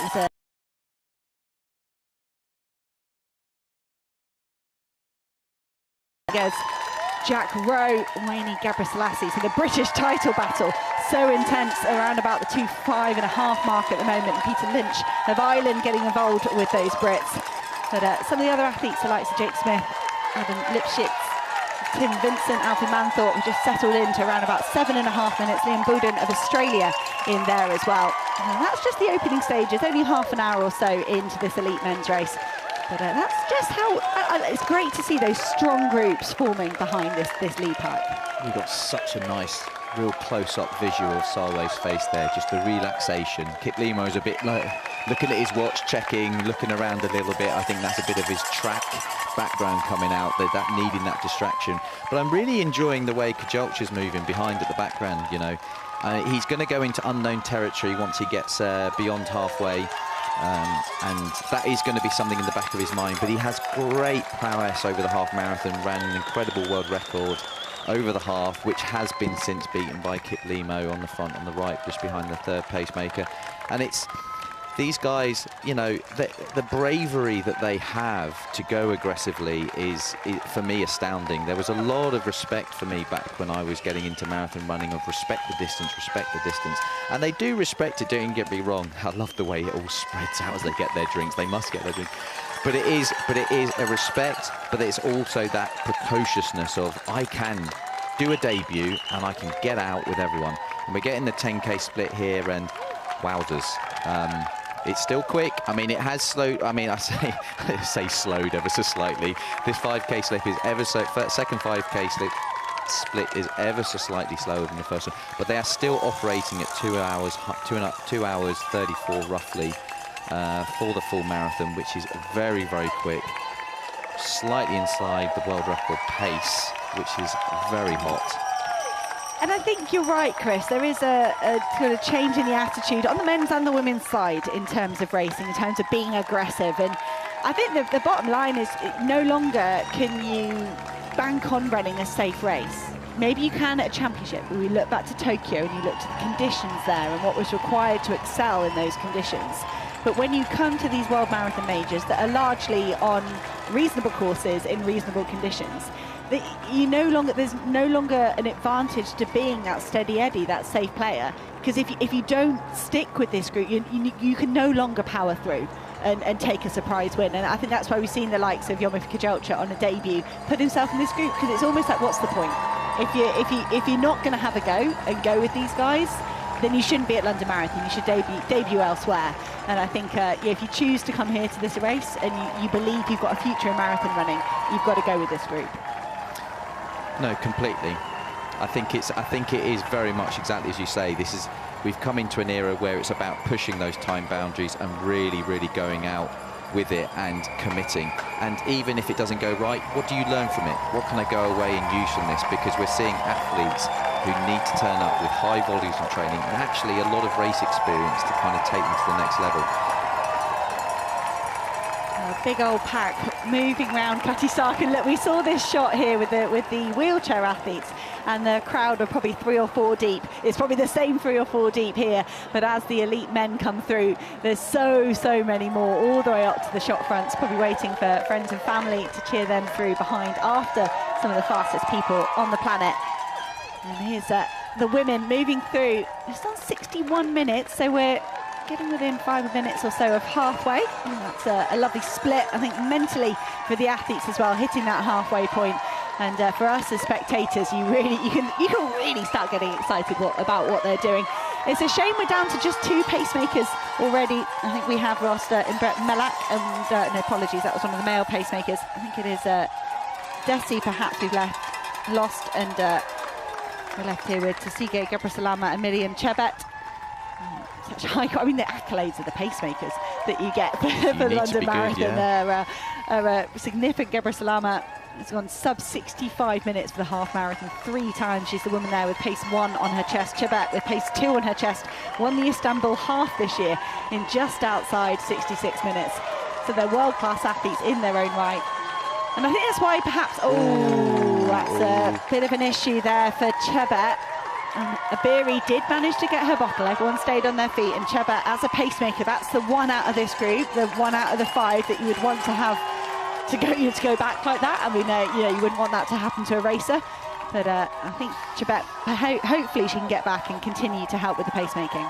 Yeah, I get flinchy with things like that, because I've got to say, like, the pacemakers do fantastic jobs, but one of the key ones is not getting in the way of the elite athletes. And if Helen had gone down there, I'd have been a heart in my mouth moment. But she stayed on her feet. She would have had to kind of accelerate a little bit to get on the back, but hopefully all back to normal, and the pacemaking can get back to the front. But she did that thing where she went back for a bottle, which I always get told not to. But anyway, it's all they're gonna be a bit relieved here, getting over Tower Bridge and turning and getting towards halfway. See that split, see the fact they're working hard is matched by the fact they're getting a good time under their belt. So that is always a relief to know, yes, I know it feels hard, but I am running quick. Well, 20 kilometres, 62.41. You can see the comparison here to the world record split, 63.12. So Asefa, Jepkosgei, Abiri locked in a battle here, and great to see Chebet was easing her way back up to the front in that pink and yellow pacing vest. All the pacemakers wearing the same coloured vest just to help distinguish them from the racers. And I think at that halfway point coming up for the elite women, the wheelchair athletes on the other end are getting much closer to the closing stages of their race. Oh, what a duel we have been treated to here in London. We've got Tatiana McFadden of the USA, Katrin de Brunner of Switzerland, and they have just been going blow for blow across this course. And you know, I expected de Brunner to be in this position. We know how good and how dominant she's been, but it's so exciting to see Tatiana McFadden up here. She was 5th here last year. In the Tokyo Marathon earlier this year, she was 4th. In Boston, she was 3rd. And look, she is always going to be a threat on the podium. And, you know, just really dominated the London Marathon from 2013 through to 2016. But we've not seen McFadden win a major since 2021. And could this be the day? And we were speaking a lot about chairs. She is also racing an OT Fox chair, and actually I love that they call their racers pilots. So she's piloting an OT Fox chair, which is the same chair as Marcel Hoog. And the thing is, you can't just transplant an athlete into a chair and watch them go fast. Actually, if you were going to commit to this chair, you are committing to a different setup, possibly a different position, possibly a different technique, a different way of pushing. And it's normal to think that it's going to take a little bit of time to get there, and it's great to see that McFadden is working through that. And we see the dominance of Hoog over the last few years, and he has been a pioneer in this chair technology. And as the other athletes, and Weir has spoken, David Weir has spoken eloquently about it, and you know, McFadden in that piloting that chair, I love that phrase. Do you think, as the other elite wheelchair athletes acquaint themselves with these new chairs, with the new technology, will we see the gap open up to Hoog? Sorry, the gap reduced to Hoog. You know, is he ahead because he's got to grasp this technology faster? And you know, is his dominance gonna perhaps be challenged? Maybe not this year, but maybe in the next few years. It's a great question, and it is a combination of both. Some athletes have tried this OT Fox chair and it's not worked for them. And it is important to remember that, you know, this chair was initially designed and researched around Hoog, so it makes sense that, you know, it's gonna work really well for him. But actually, what excites me is someone like Eden Rainbow Cooper, who's racing in an aluminum chair and proving you can still go fast. Well, technology is a part of sport. We've had our moment with the shoe technology in the ambulant racing. And of course, you know, when you look at their Formula One,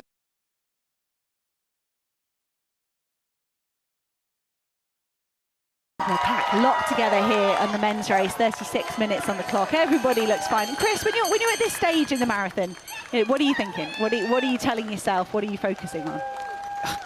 Probably doesn't help asking me that question because I was always tired at this point. but these athletes are making it look very easy. But another 4:35 mile in there. I mean, these are numbers you would normally associate with a half marathon. I mean, the times have changed incredibly, and they're all so smooth doing it as well, which is the amazing thing. But the pack is still big. They're still very much getting into that kind of rhythm, and they're still very much able to kind of keep the shoulders down, keep the face relaxed. Relaxation comes in. Moving across to the women.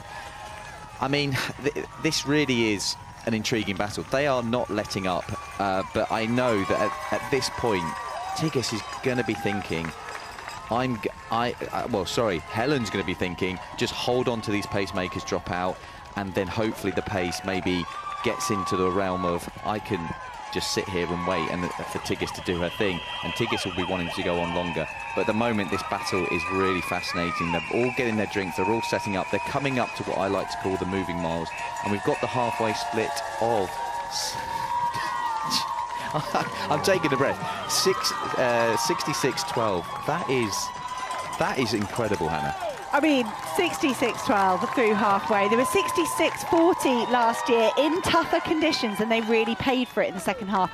66-12 is exciting, and they've really set their stall out in the elite women's race. The wheelchair races, conversely, Marcel Hoog out here on his own. He's put on a wonderful display so far here in London, and he's going to be so excited to be nearing the closing stages of another London Marathon victory. And this guy, he's just unbeatable.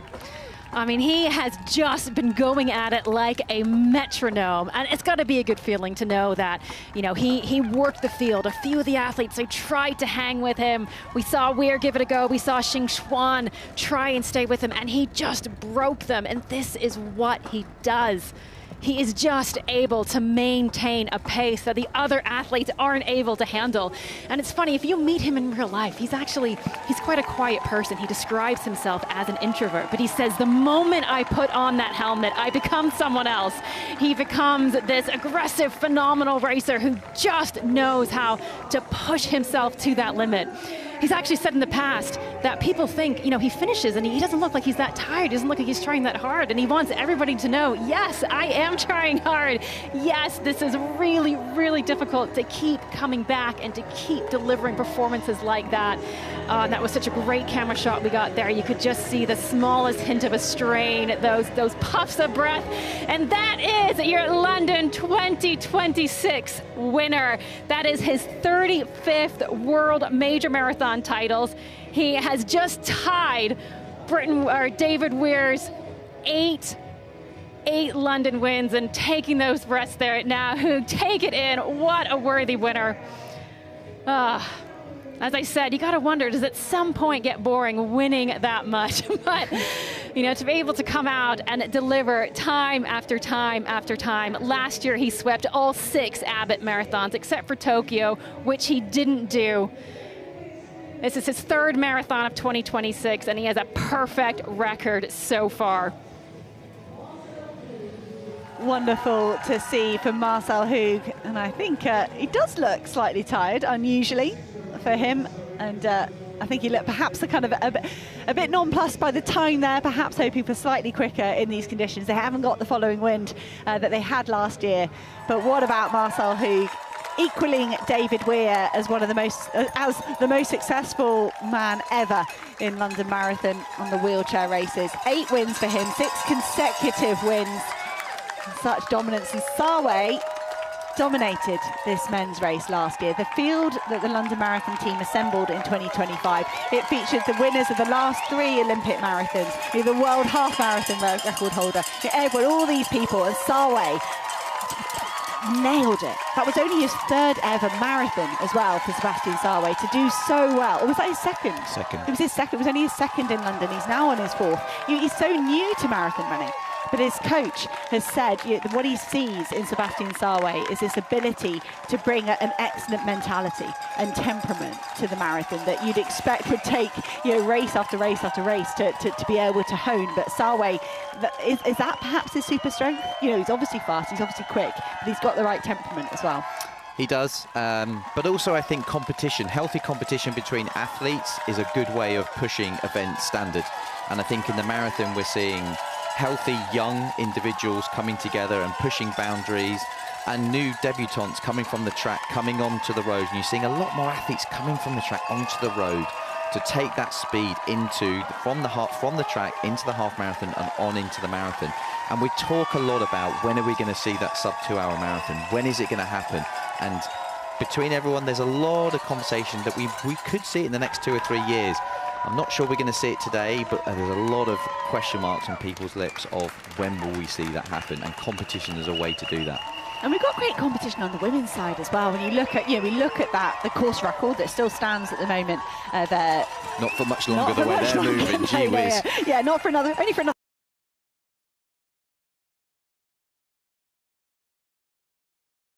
For ages, but now we've got a real regularity of women underneath 250. I mean, Chris is just looking at this 5:08 split and thinking, I'm glad I'm not an athlete anymore. Never mind, you joke, but you're absolutely spot on. This is absolutely savage. I mean, the thing about it is Jocelyn and Tigges know the second half and they know the course really well. And you would think Helen would be nervous about that, but she has coaches that know the course and they've given her the heads up of what's to come. We are seeing China's Jing Shuang coming in 2nd place. Now, I have to say, I love the aggression and I love the confidence with which he's been attacking these marathons. Jing Shuang is just 23, Marcel Hug is 40. This is his London Marathon debut. And it's really hard to come out and blind on a course and to be able to figure it out.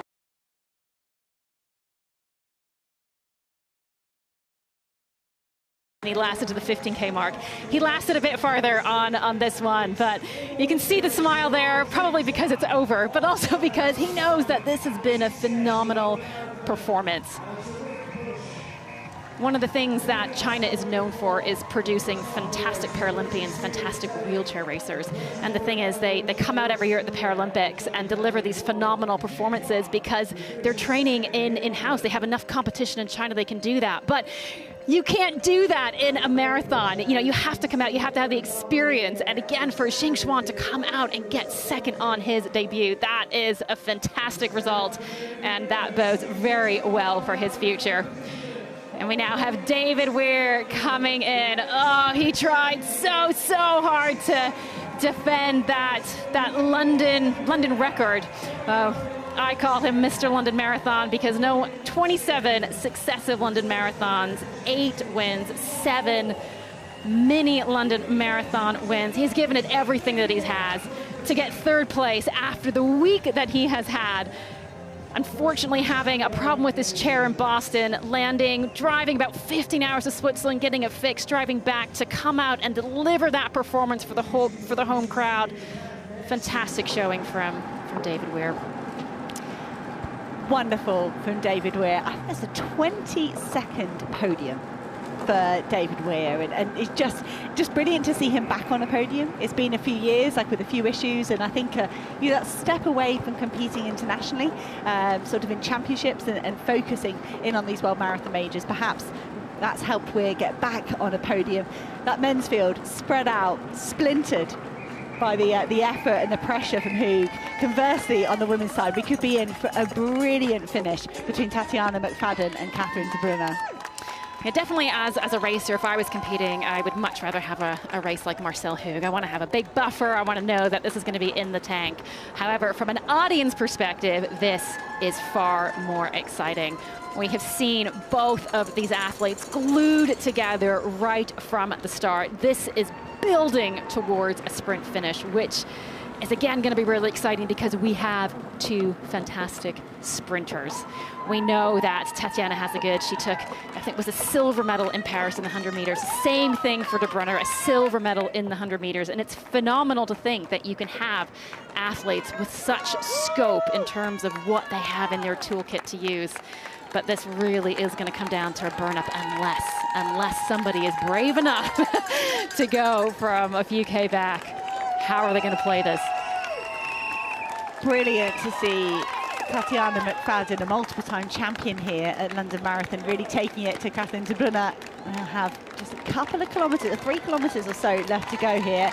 De Bruyne lowered her own course record by 4 minutes last year, and she's not having it all her own way here in 2026. 46 minutes on the clock for the elite men. I love to see that. The young lad here just trying to see quite what it's like to run at elite Please don't men's run into anything. Yeah, don't get taken out by a lamppost at this point. Your crowning moment, your glory, taken out by a tree. But he's given it up. He made it about 250 metres. I think that's a good effort. I do think you get that in marathons, but I do think it's nice for people to get a kind of perspective of just how fast these athletes are moving. For 26.2 miles, they are shifting. And so you do get these treadmills where people can almost test how long they can run on that treadmill at a given world record pace. But these guys are 15K split. They are just around about on course record pace, drifting just outside 2:1, which is kind of what they were looking for. I think that the talk amongst everyone was we weren't looking for world records or sub 2. But listen, this is about the competition. Course records are very difficult on London, and I think this hopefully will mean the fact that we see these splits maybe being a bit more on the side of caution in the first half. We might see a very explosive final 10K like we did last year, which makes for an exciting race. And I think if Sarway goes at the 30K train station, Kip Loma will know about it. He'll be aware of it, and I think he'll be a lot braver to go with it. And you've got plenty of other athletes in there that will be mindful of just what Sarway did last year. Well, Kelvin Kipton, when he did that course record, he closed in underneath 60 minutes for the second half. And so these men are actually moving faster than Kipton was in 2023. But Kipton's ability in the second half of the race was just phenomenal, what he could do there. So I don't know, there's a lot to read into that. We know Sarway can close hard on his day. And we'll have a look back here at the elite women coming up on 80 minutes. And for me, Chris, I don't think we've talked enough for me about Jocelyn Jatkowski. Yeah, she has been around for so long. She was the first woman to ever break 30 minutes on the road over 10K. And that record has moved on. It's got much faster now, but she went into uncharted territory, and that was back in 2017. She won here in London in her first try in 2021. And she's vying for her 5th consecutive podium today. And I think adding that 2:14 to her resume in December in winning Valencia just shows me that Jatkowski, she's still got something to give here in the marathon, despite having been around for so long. And I just wonder, when you've got those achievements under your belt, does that not make you like a favourite? I think people don't talk about her as much as they talk about Assefa and Ibiri. She was world lead last year for the marathon, as you say, 2:14, and we're just seeing the splits here of 1:18.48, so they are still inside that world record pace for women's only. And I think it rounds out at like 2:13 low. These girls are shifting, they really are. And like you say, Jocelyn, she's a tough athlete. She's hard to drop. She did walk in, as we talked, ran in treacle a bit towards the back end of last year, but she's a serious contender here. All 3 of them have legitimate cases to put forward to say, I can win today. But this is the moving miles. These are the miles that really are going to set the part and really set up the final 1 or 2 miles. You can see the women's wheelchair race coming to its conclusion. They've just passed the London Eye there. When you have worked this hard across 40 plus K, the last thing you want to do is to let that sprint finish let you down. And this is where you seriously have to start thinking about your positioning, because look, consider the size of that chair. Right now, McFadden is sitting about 3 meters behind De Brunner. So even if they started that sprint finish at the same time, De Brunner already has a 3-meter head start on her. McFadden has to really start now thinking about, I need to get around her, because again, look at the size of these chairs. They are harder to shift. It's easier for an ambulant runner. And you can see, I think McFadden is flagging the danger, and I really hope that that car in the front gets moving, because these women are going for it. Well, we had that long straight down the embankment, looking in to Big Ben, and Chris was talking, you've both run this event, but when you're looking at Big Ben, it's also almost like an optical illusion. You think you're there, but to see Tatiana McFadden take that right-hand turn, that's sort of the last easy corner of this course here in London. They'll then approach St James's Park, and as you say, Steph, the positioning for Catherine De Brunner and Tatiana McFadden is going to be so important. We'll get back to the finish of that elite wheelchair race just in the next couple of minutes. Yeah, back to the elite women, and they are all carrying their drinks for a lot longer. I think looks like Tigges is taking longer with her drink. But these, like I say, these are the miles, passing 25K. We are taking, these miles are really going to set up the final stages, and they are going to be, they're going to be listening to each other right now. They're going to be looking out for little subtle signs. Helen has a very rocking and rolling kind of running action, but you don't want to read into that. Don't use that as a confidence of I can get away, because she's highly deceptive. Tigges is much more sort of sly. She has a very nice rhythm of that kind of 800-meter running coming out of her. And Jocelyn is just the epitome of a marathon runner. So they're all very individual, and they all have their individual skills here, but they are going to be reading each other, are going to be trying to work each other out. The pacemakers are there, but they're not going to be there for much longer. Brilliant pacemaking on the women's side, taking the athletes through 25 kilometres. The men, about 52 minutes, they've still got their 3 pacemakers here at the front. They have slowed ever so slightly, as Chris said, to the 2 minutes, so 1.5 or so, still in shooting distance of that course record. Two legends of the sport, Catherine De Brunner and Tatiana McFadden, and I don't use the term legend lightly. You can see there 385 yards to go. We knew this was going to come down to a sprint finish, and both of these athletes are excellent sprinters. However, it is very tough to get going when you've already done the amount of work that these women have, and you can just see, oh, this is slipping away from Tatiana McFadden right now. She's got to move. She's got to find a perfect line on this corner here. But you can see Catherine De Brunner did that. She is not leaving anything open for Tatiana. De Brunner there in the pink. Ahead of her is one of the wheelchair men coming home. And this guy, you gotta, again, De Brunner's gonna have to navigate around him. And that's one of the problems when you're as fast as De Brunner is. But you can see here, she was not going to let this one go. Opening up a big gap on McFadden there. Catherine De Brunner is your winner for the women's elite marathon race. Now, last year she did it in a course record of 1:38.18. Not as fast this year, probably because she had some company and knew she was going to have to save something else. But that smile says it all. Whatever was on that note on her chair, clearly it worked. Huge congratulations to De Brunner.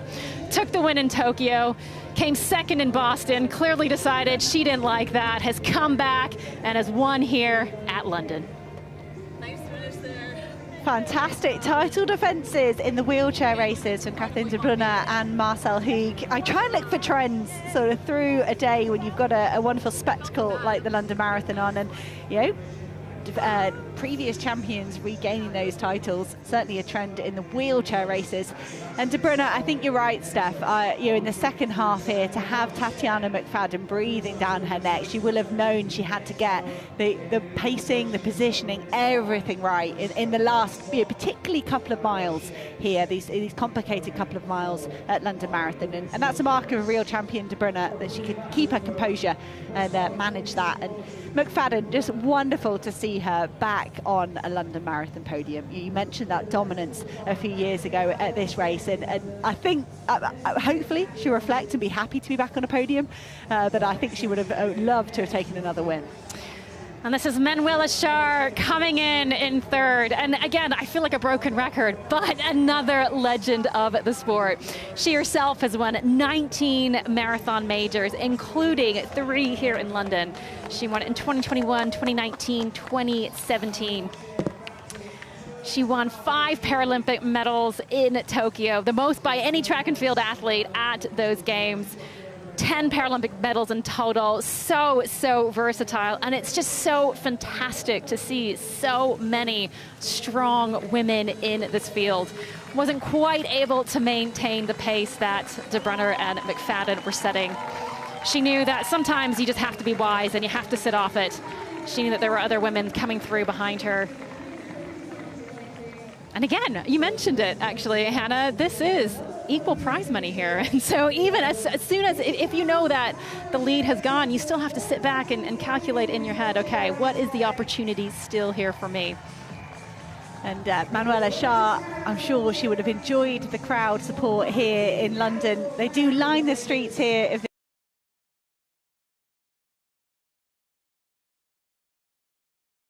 It's expected today, and they've cheered on Manuela Schär all the way to the finish line here, just outside 1 hour 41. A little fist pump from the Swiss woman, back for another World Marathon Majors podium. And I think you're right, Steph, there's certain things, you are certain athletes, what do you think about in those moments? And I think perhaps thinking I could be in for some great prize money here might have helped Manuela Schär on a quiet morning. We've had the first loss, well, second loss of a pacemaker in the elite women's, which the fact we've got to 1 hour and 26 and we still have a pacemaker is impressive, especially at this point. I'm still in shock seeing that 62-12 halfway split. It's just incredible. To put that into perspective, like you would see a lot of very, very high quality half marathons won in those times. And they're maintaining these paces very, very well, and they're still on course for the world record. The women's only world record, to be clear, and they're still very much on course for a very tight finish. And it is a great job by Tsige Gebrselassie, the pacemaker here. I mentioned she's gone underneath 65 minutes a couple of times this season, but chaperoning these women so well. We'll just take a little bit of a look down the rest of the field, because we have got some other brilliant women out on the roads of London. The lead pack here, Iberi, Asefa, Jack-Kosgei, Amanangole holding on to 4th place at the moment. Azamera Chumba are on around about 2:17, 2:20 pace. Ailish McColgan of Great Britain, lead Brit at the moment, around 2 hours 22:26. But the field, if you look at our splits that we're getting up on our computer, that women's field is just spread out. There are really a lot of solo runs going on for the elite women.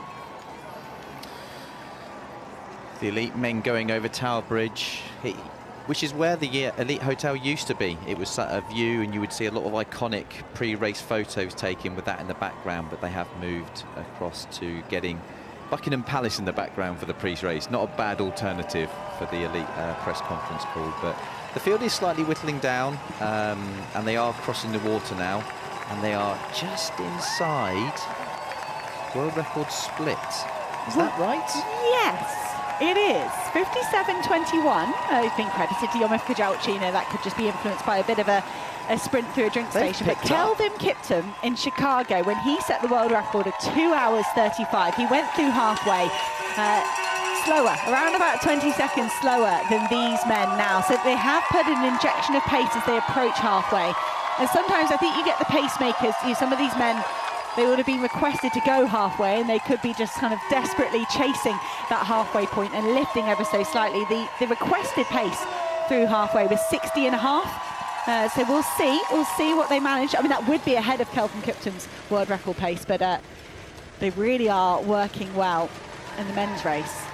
They are. These are 4 very hot races. We move back to the elite women. That said a lot. That Tigges' body language going around that corner was very deliberate.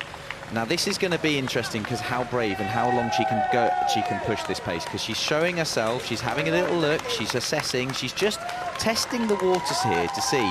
And it's something athletes will do. They'll just put a bit of an injection and they'll read the body language of the athletes behind to see how quickly do they respond. How are they feeling? She's looking for messaging to say, I have the confidence to keep pushing, because the last thing you want to do is use up all your energy in trying to push away, and the athletes are behind having, it's not quite the 30% that the wheelchair athletes get in benefit of sitting behind, but there is a psychological benefit and there is a small oxygen uptake benefit to it. So she is just testing, and she looks like she's easing back. I think she's going to use that at the moment. She's got what she wanted. She's got a hot pace. It is a women's only world record pace. Now it's up to her and possibly Jocelyn to maybe help each other out. But Helen's instructions from her coaches of Laura and Dakin is very much, I'm going to sit here and you've got to try and get rid of me. And I'm sure the camp and everyone in Europe right now are going mental right now, excited to what might happen. But these are 3 world-class athletes right now. And it's safer. She's having a bit of a word here with Jet Koskai. That is a proper conversation going on at a 2:13 pace in a marathon. They're in between 25 and 30 kilometres here. And Safer put the hammer down. I think it was around 35 kilometres last year, and Jet Koskai had no answer. And these two, Jet Koskai of Kenya, Safer of Ethiopia, I think if there's any tactics going on, any joint tactics going on here together from these two, it's got to come down to the fact that they don't want to end up in a sprint finish with Helen Obiri. And Jet Koskai, she did take the bait. At this point last year, she was the athlete that took up the running, and she really paid for it in the closing stages. So I wonder this year if Jet Koskai might just hold back a nod and say, Safer, if you want to keep this moving, you've got to do it yourself. You know, I was vulnerable last year, and Safer looks absolutely full of running. She said she's in better form than last year. She said the hot weather doesn't bother her. It didn't bother her last year. It won't bother her this year. She's in better shape than she's ever been before. So I think a Safer, she won't let up here. She's just going to keep pushing and pushing and pushing. And when we look at this race here, so Helen Obiri, she's not blinked. She's not let a Safer or Jet Koskai open up a gap on her. In preparation for this race, Helen Obiri raced the New York Half Marathon. Agnes and Getich asked massive questions of Obiri that day, and she didn't falter at all. And it looks similar here in London. You can see some more of the women's elite wheelchair racers coming through. We got a glimpse there of Australia's Madison de Rosario. She's a fantastic racer. She's an athlete who, you know, is sometimes on, sometimes isn't, but when she's on, watch out. And there is Christy Dawes, also of Australia. She's an athlete who has been around a very long time, all the way back to 1996. And I just think, oh, how exciting to have just seen the evolution of wheelchair racing. And that there is Patricia Eaches, also of Switzerland, also in one of those OT Fox chairs. And it's really amazing where these chairs are made. It's in a town called Knoxville in the Swiss Paraplegic Center. And it's amazing to think that this kind of technology is coming out of a town about 3,000 people big. And it's amazing to see what they've done there in terms of the legacy of wheelchair racers. And you remember Heinz Frey back in the day, who also ran very fast times. Here's the elite men coming through, 63 minutes on the clock, so they are well through halfway. We can give you the half marathon split for these athletes was 60 minutes 29 seconds. That's exactly what they were asked for, so that's good news. The bad news perhaps is we are down to just one pacemaker at the halfway stage, and I think you would love to have just a few more. I think perhaps that's right, pacemaker 1 on the chest. That will be Oscar Chilimo. Jacob Kiplimo's younger half-brother. I think he's a World Championship bronze medalist himself on the track. And he's just started his own move to the roads, Chilimo, 60 minutes in Lisbon. And to have taken these athletes through in 60 minutes and 30 seconds, he is right on his limit. And that, I don't know, Chris, to just have one pacemaker at this stage. It's great to have still 6 races in there. But I think the overall pace, the finishing time, could suffer if we're not left with that many pacemakers at this stage. Yeah, I think in the men's race it doesn't matter as much, purely because of the way that Sarway clearly likes to race. He's a bit of a... He almost likes to get rid of the litter in front of him and just have a clear road to kind of just be in his own space. And he's very much an athlete that seems to enjoy snapping that elastic band behind the athletes following.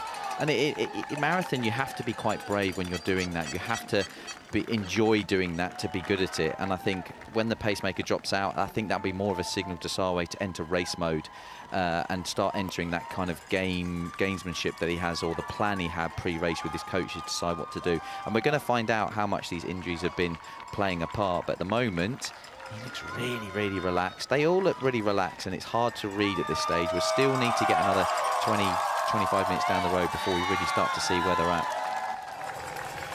Here's a look at both races. The elite women further down the road at the moment, just wiggling their way through that financial district.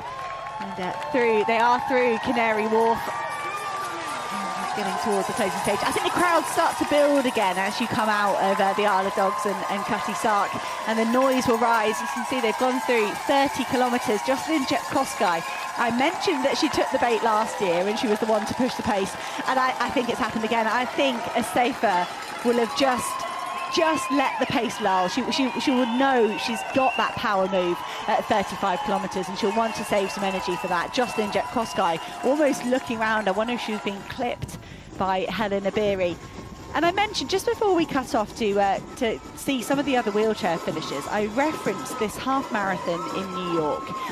It's net downhill, so it's very quick. You can't take the times for records or anything like that, but the nature of the race there, Agnes Ngetic, a phenomenal athlete, went flying through the first 10 kilometres just outside 30 minutes, and the first 10 kilometres of that half marathon is tough, and Helen Obiri looked absolutely fine.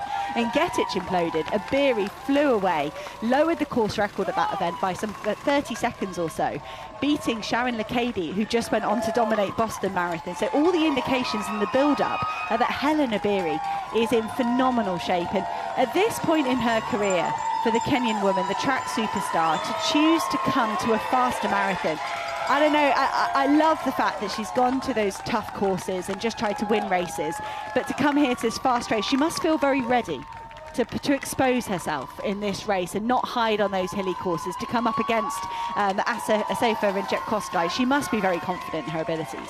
I wouldn't say hiding necessarily for those races, but I know exactly what you mean. They are races without pacemakers, and they're very we're seeing a bit. I'm going to cut to the fact that Tigges is making a move here, and Helen's reacted. I'm not sure if Jocelyn liked that quite as much, but Helen has reacted, and this is a definite move from Tigges. I felt like she was biding her time, just hovering back to listen. Helen's pumping the arms a bit here. Jocelyn's reacting, but I have to say, Tigges, she's a deceptive runner. When she's working hard, she still looks pretty relaxed, but this is a very deliberate move here. She's clearly chosen a part of the course where it's a little bit twisty, a little bit where you have to take the tangents, and we'll see if she's going to keep this going. Because if you make a move, you have to see it through. You can't just ease back. You have to see it through. And Helen's, again, it's clearly a move around the drink station, and the girls nearly ran past it. Asafa did not take the drink here at this stage. Now, Helen Obiri, I noted down, she missed her drink at 25 kilometres. She went for it and missed it. So I think that the real movement across the road there from Obiri, she could not miss this drink. Having missed the previous one, she absolutely had to go and get that. And Asafa didn't. And Sebastian Salwe's move last year at 30 kilometres, skipping that drink deliberately and powering off, that was impressive, and I'm sure Asafa would have seen that. That for me, Asafa has started a charge here. I wonder how deliberate it was that it's around about that drink station, and wondering whether those two will go for it and I won't. Asafa, she just looks dialed in. For me, out of this three, she looks the most relaxed as well. We've mentioned the form of Obiri. It's always a little bit more active than some other athletes, but Jepkosgei isn't looking as smooth as Asafa either. I think for me, the defending champion at the moment in the driving seat. I think that was a very deliberate ploy to make picking up a drink almost potentially forget it, or just make it hard to get the drink on board. I think she knows, like you said, she knows she's going to miss it, so she's going to make it awkward for the athletes to not just pick up the drink, but also drink it and get the fuel on board. I mean, I think if you're going to miss the drink,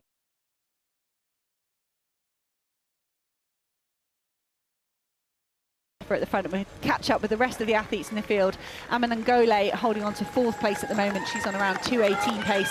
Azamara is in 5th, and Ailish McColgan in 7th place at the moment. The top Brit on for 2 hours 22:26. And locked behind her, Rose Harvey, Jessica Warner-Judd running very well. Julia Patanine of Uruguay is in 10th place at the moment, still threatening the South American record. She's on 2:24:40 pace, so she's going to need to pick up ever so slightly if she's going to get that continental record. But I mentioned last time I did an update on the women's field, they really are spread out. Perhaps Rose Harvey, Jessica Warner-Judd running together.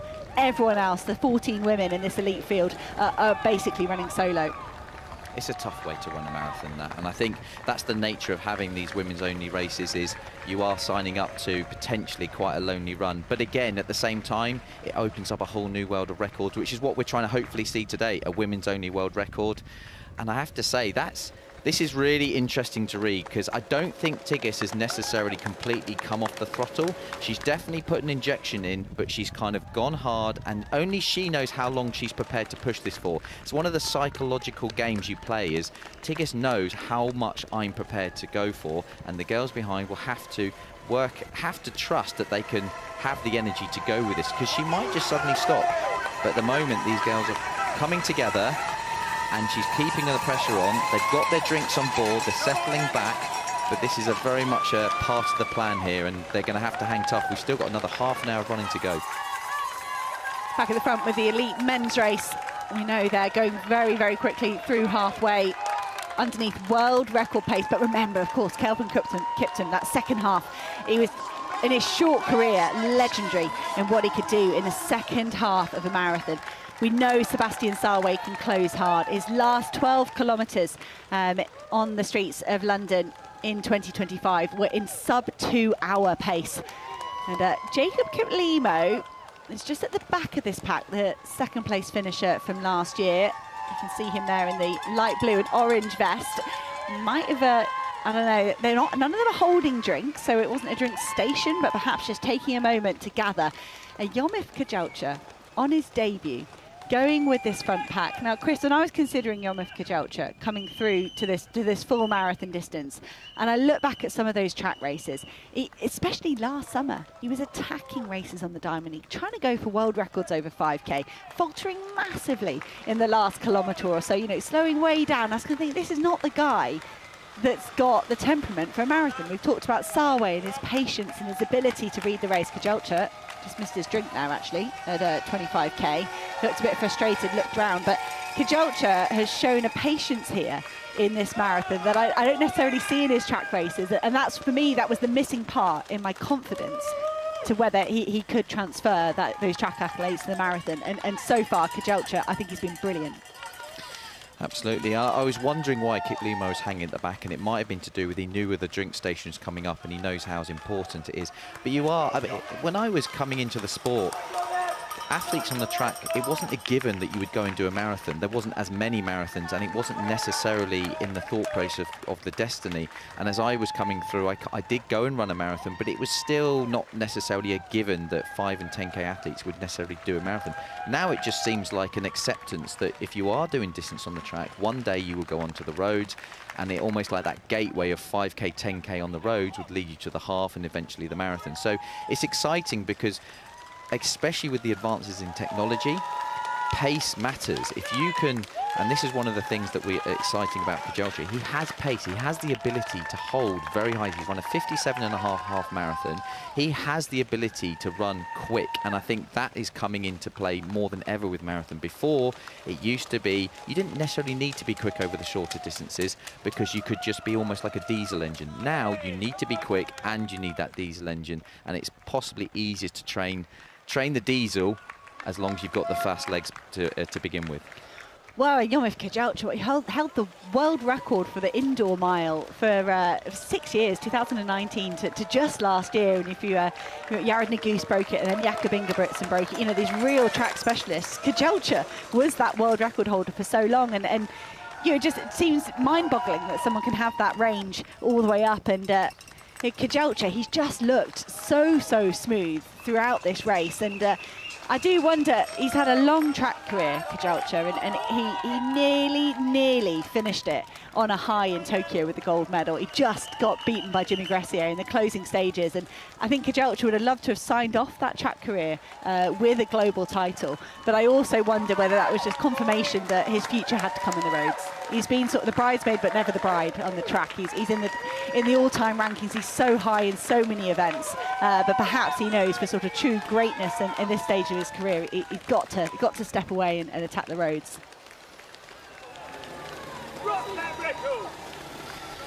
They're still together. They're still together.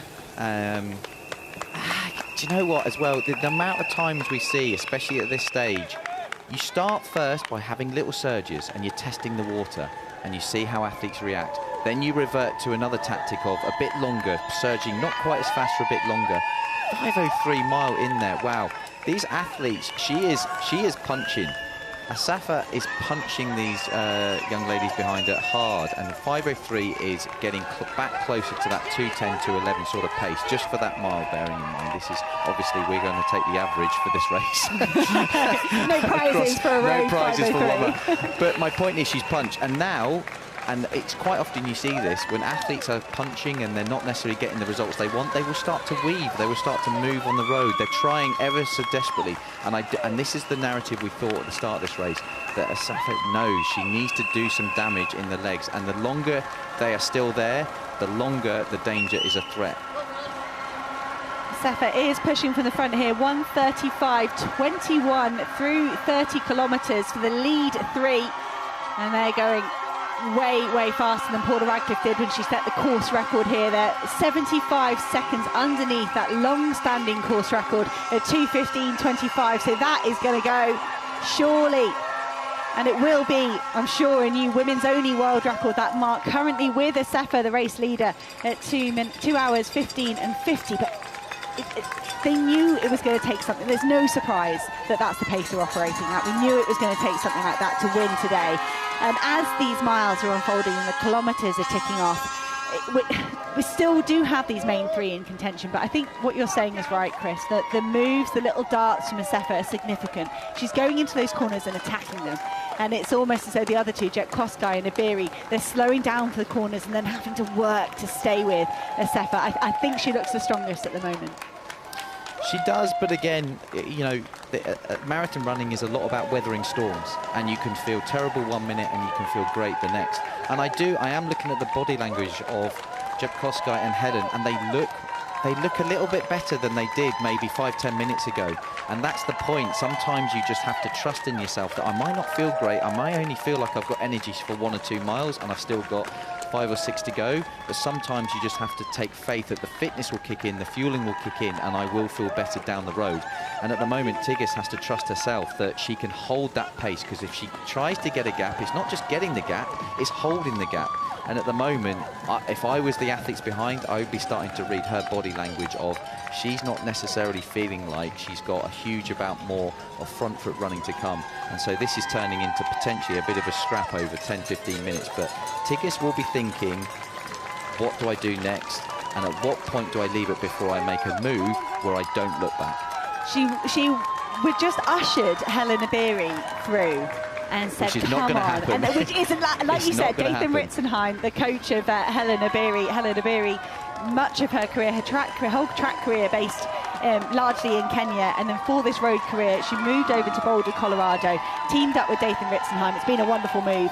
He has said to everyone, because it's no surprise, Iberi is not going to push the pace, and Asafa just thought, I'll just double check. You know, I know it's been said multiple times in the week, but I'll just check Iberi doesn't fancy sharing this pace. And Asafa should be trying to say to them, guys, if we want a women's only world record, help me out. It's not going to happen if we don't keep the pace moving. And I think her best bet, as we said a few moments ago, the best bet is this woman, is the Kenyan Jocelyn Jet Kosgei, and Jet Kosgei checking her watch as well. And but the problem is, it's only the winner gets that women's only world record. You don't want to be the athlete that keeps it, you know, at 2:15 pace, at 2:14 something, only to use all your energy and let someone else take the glory. I've been in that position where I was inside an old record, but unfortunately someone in front of me, a certain Samo Farah, was in front of me, and he took the record in the same race. So I've been in that position. But you're absolutely right. But I think that the records are great, but the prestige of winning London Marathon, it far outweighs. But I think you're making a great point. I think Tigges has got that record in the back of her mind, as well as she knows she needs this pace to keep going, to get to tilt the win in her favour. But Helen and Jocelyn, listen, they're both running their own races, and I'm sure the both of them will be more interested in winning than necessarily records. You win, records come. Let them take their course. That's the beauty of London Marathon. Because of the quality of the fields that they assemble, it's basically going to take a tremendous time to win. Now, we haven't got the pacemakers as deep into this men's race as we would have hoped, but they are moving faster than anyone has moved at this stage in the race. They are ahead of the world record pace of Kelvin Kiptum. They went through faster through halfway, 60-30, exactly what they were asked for. They're just approaching the 30-kilometre mark, these men. They've got a few minutes before they get there. And there's the positions at 25 kilometres, the split, 71 seconds, 41. That is, it's 25 seconds faster than Kelvin Kiptum ran in Chicago that day. But you know, that's with an asterisk. Kiptum, one of the best closers ever to tackle a marathon. And I don't know, I've got to wait probably until 35, 40 kilometres, look at the body language of these men to believe that we could be on for a sub 2:01 here in London. Because as with the women's race, the win is paramount to these athletes. And Sebastian Sawe pushing at the front here. And Tamarit Tola, I'm impressed with him. I mentioned him already. To be the Olympic champion, to be the Olympic record holder, is brilliant. He's not known for prowess in terms of time trialing, in terms of super fast races. He's more of a championship performer. But he's the one, side by side with Sawe, as they go through 17 miles with a 4:33 split. I'm wondering, I'm looking at that split, and I'm wondering if he's looking a bit more of a further out wind-up, rather than an aggressive injection of pace at some point, say at 10 kilometres, or whether this is almost like the pre-party before he really kicks in, and he's just kind of softening him up a little bit before he really makes a move. Can you call it a wind-up when you're already on a 2-hour pace? That's the way of the world we're living in now, Hannah. It's quite incredible what these guys can, how fast they can operate. But they feel the difference between a 4:33 mile and a 4:40 mile. They know the difference in themselves. These guys are so in tune with their bodies. It's incredible. I mean, I could do it in my career. If I stepped on a track and someone said run a 4:40 without looking at your watch, I could do it. If they said run a 4:36, I could, obviously, when I was in my prime. But these guys know the subtle differences in how it feels, and they have a good reading of their body to know where's my red line, how far can I push this, and how much I'm trying to gauge how much I can toe this line with the fuel I have and how far I've got to go. It's all this, my coach called it the Krypton tuner. I don't know if that's a word or not, but it was a way of you're constantly reading your body language, your own body signs, and your own kind of physical effort to gauge how much I've got to get to the end. Elite men flying, elite women flying, and for the very first time, Helen Obiri of Kenya leading this race. We mentioned those track accolades, and I think for me, Obiri, the move over to the marathon has just been seamless. It's not a given, we've mentioned that already. It's not a given that good track athletes are good road athletes, but Obiri has mastered this distance. She's done 8 in her career, and she's only been off the podium in her very first one. But Obiri, for me, is a track athlete. I had the pleasure of racing her on the track. She was never one of the athletes that got involved in all the world record attempts. We had Kensebe Dibaba breaking world records left, right and centre. And Obiri, she never seemed excited by that. She seemed excited by winning big races, by placing highly, picking up Olympic medals, world championship medals, world championship titles.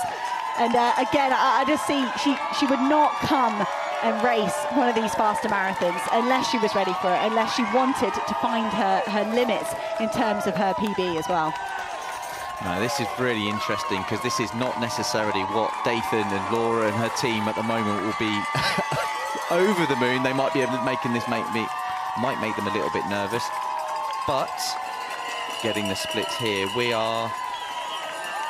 looking at 2:14.35. So to put that in perspective, it's still inside the world record, but it has slowed ever so slightly. So this is a case of they do need to keep the pace up if they're going to get inside that world record, because you can easily lose 30 to a minute because you're concentrating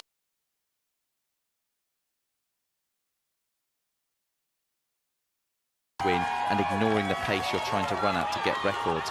But obviously they've gone through the drink station, and the fact Helen's at the front says to me that she's controlling the narrative of, I'm just going to take my time over this, I'm going to get the drink in and fuel up. I'm not necessarily think that's a good idea for the athletes behind to allow that to happen, because even at this late stage, this fueling that they're getting on is not necessarily going to make the difference, but it's certainly going to, if it's even 1% extra, it's worth taking on, taking the time over it.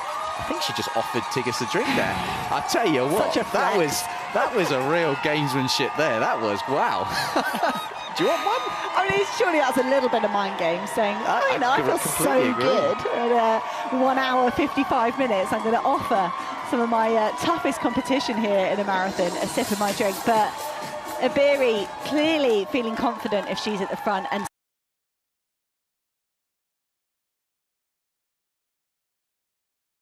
you weren't expecting the real injection of pace we saw at 30 kilometres last year, that late move, the real change of pace, and perhaps more of a squeeze from Sebastian Sawe. They are just coming up to 30 kilometres, so 4:33, 4:42. So, you know, again, we've got to take in the terrain, the undulation here on the streets of London. Still a hot pace for these athletes. They are coming up on the 35-kilometre point. Sawe has gone earlier. Kejelcha has gone with him. Yomif Kejelcha in uncharted territory. We know he's a great half marathon runner. He did hold that world record, and he ran in Valencia this year, and there were windy conditions there for Kejelcha, and he ran at 58 minutes. It wasn't a lifetime best, it wasn't a world record. And he was asked about that world record of Jacob Kiplimo, and he made some tasty comments, sort of you know, saying he does think he's comparable to Jacob Kiplimo over the half marathon distance. Kiplimo ran a world record last year. It was disallowed because he was deemed to be drafting off the lead vehicle. He did better that mark. He did get a world record again this year. But Kiplimo has had to, that's a big effort from Jacob Kiplimo, the athlete. He's in 3rd place at the moment. It's almost like he missed this break from Sawe. Kejelcha didn't, and Kiplimo is chasing hard. And if he doesn't catch a bit of a break here, if he gets to Sawe and Kejelcha and they settle at all, he's going to recover. If they continue to push, this is a really tough moment for Jacob Kiplimo.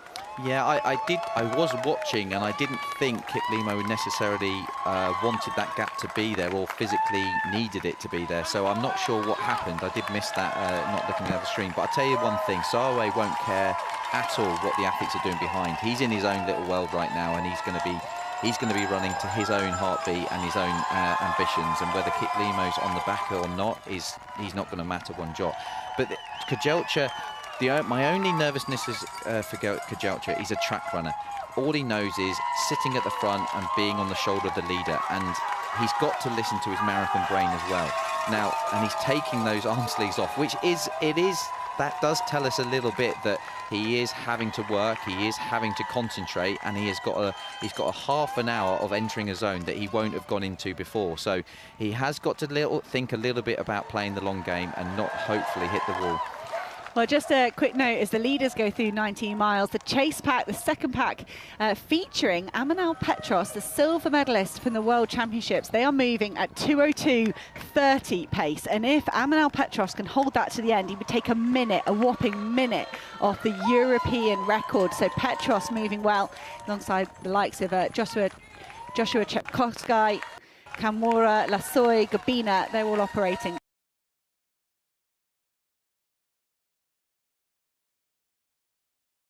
Philip Sessman, Twelde Menges, Wayne Gebrselassie, a huge group of British men all operating at 2:06:21 pace. It's brilliant. They've all got each other there fighting for a British title. And Peter Lynch of Ireland in with Peter Lynch on 2:06:21 could challenge the Irish record, and there they are. What a pack of talented men locked together here at this stage of London Marathon. Some of the crowd down there will know what they're looking at. Some of them will just think, oh, let's just clap around this next group that are coming through. But the strength in depth of British men's marathon running is fantastic at the moment. We haven't got Emil Karesin here. Alex Yee pace-made this group all the way to 25 kilometres, and he's left these men locked together. The bragging rights, you want to be the top Brit, you want to be the fastest. And the graphic here is just on Amanal Petros. The German athlete is in the next group up, and we're hoping he's going to challenge that European record. This is the lead Brits. I think they've got a single pacemaker still at the front there. And that's Phil Sessman just trying to hold on to Peter Lynch, who's on that Irish record pace. Jack Rowe, run of his life there to be in contention with Patrick Dever, Mohammed for a British title. We're looking at around 15 minutes left of this, and that matters because, again, at this stage, you're looking at the clock of time that's left rather than distance. You're just trying to gauge that effort, and we're getting some of the past results of last year. Tigges won in 2 hours 15:50, which was and still is a women's only world record. Perez Chepchicha 2:16:16. You can see they're inside all those times at the moment, and Helen does look like she's happy to kind of just get into her own pace here and push, and she will be testing. There's weaving suggests to me that she's not full throttle. She's not got her head fully in the game of pushing out and trying to get away from these athletes. She's just moving to the side to say, look, and it has dropped a little bit to 5:24, 5:28, 5:24. To me, that is a real significant sign that they're building up towards potentially a quick last mile. Well, it was the next mile. It was mile 24 last year where Tigist Assefa pulled away with a 5:03 mile. It was really, really quick at that stage. So Assefa, she might have happy memories of making a move like that. She might just be biding her time. We've mentioned throughout this race that Abiri, we weren't expecting to see her at the front. I think the fact that she's there means she's feeling very good. And it's a mental battle with yourself. You know, do you need to tuck in, relax and zone out? Jep Koskai perhaps just thinking, I've got one big move left in me. Let's wait and see what Assefa does. Let's wait and see what Abiri does. And Abiri, perhaps, sometimes you want to put the pressure on those around you. And Assefa, you know, she'll know that Abiri is not a natural leader, and that, you know, she'll be getting in her head as well. The Ethiopian will be thinking, well, how good is Helen feeling? If she's you know, thrown away all of the team orders and she's at the lead. So you know, there's so many things that go on in athletes' minds at this point, and whether you're surviving or thriving can really, you know, determine what you're going to do in this pack. It's almost like it's a guessing game until you get the answer laid bare in front of you, and suddenly an injection of pace or the body gives up, and it's very obvious. And we move across to see the elite men as well. Sarway still very much for me in his own little world. Kajelcha doing his track thing of just hovering on the shoulder. And Kiplimo, that gap hasn't changed. It's almost like he's accepted that it's a 10-15 metre gap, and that's what it is. And it's not a little bit of a smaller gap to what it was last year. He ended up being a little bit further than that in second place behind Sarway last year, but he's hanging in there. He's not.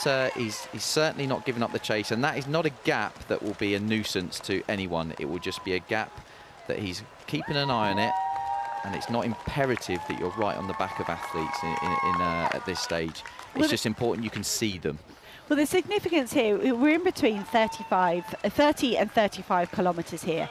At this point last year, Kiplimo on his marathon debut, he'd missed the boat. Sarway had gone and he was kind of left picking up the pieces. So we're seeing a different attitude from here from Kiplimo. He's paying a lot closer attention to Sarway, who I'm sure he would have visualised this so many times in his build-up for this race, so many training runs. And Kajelcha as well. You know, we mentioned he's been around a long time. I'm sure everybody in the lead pack here of this elite men's field, we're waiting for that move from Sarway. And Kajelcha, he's done brilliant to be paying attention at exactly the right moment to go with Sarway. I agree with you, Chris. So this gap to Kiplimo, it's not to Kiplimo. It's not significant yet in terms of like data, in terms of times, but emotionally, to be chasing, to be trying to force yourself back into these top two, I don't know. I think Kiplimo wouldn't be there if he was comfortable, if he could be with the top two. I know exactly what you're saying, but there's still that nervousness at the moment for the athletes that I'm not quite at that final mile or that final home straight to have the confidence to fully let go. So he will be holding himself in those moving miles to go. I still need to get a 10-minute down the road before I fully unleash. If you're enjoying the coverage here of the London Marathon and you're feeling a little bit inspired, you can enter the ballot for next year's event. The ballot is open. It will be open until the 1st of May. And this race is one of the toughest races to get a spot in. You know, you talk to so many athletes across the world, in Britain particularly, that would love the chance to run in this race, and they desperately enter the ballot year on year. Now, the interesting news is the organisers, the London Marathon team, are trying to get 2 days for 2027. They're working with the City of London to see whether it's feasible to run this race on Saturday and Sunday. split the spectacle of the elite runners and give the mass participation athletes a double shot at getting in this prestigious race. And they're aware that they don't want to encroach on the hospitality of London and kind of ruin the wonderful hospitality they get from the city, from the fans on the road, and from kind of the council and the organisers and everyone involved. But when you look at the money that London Marathon bring into charities, if they could double that over 2 days, it really would.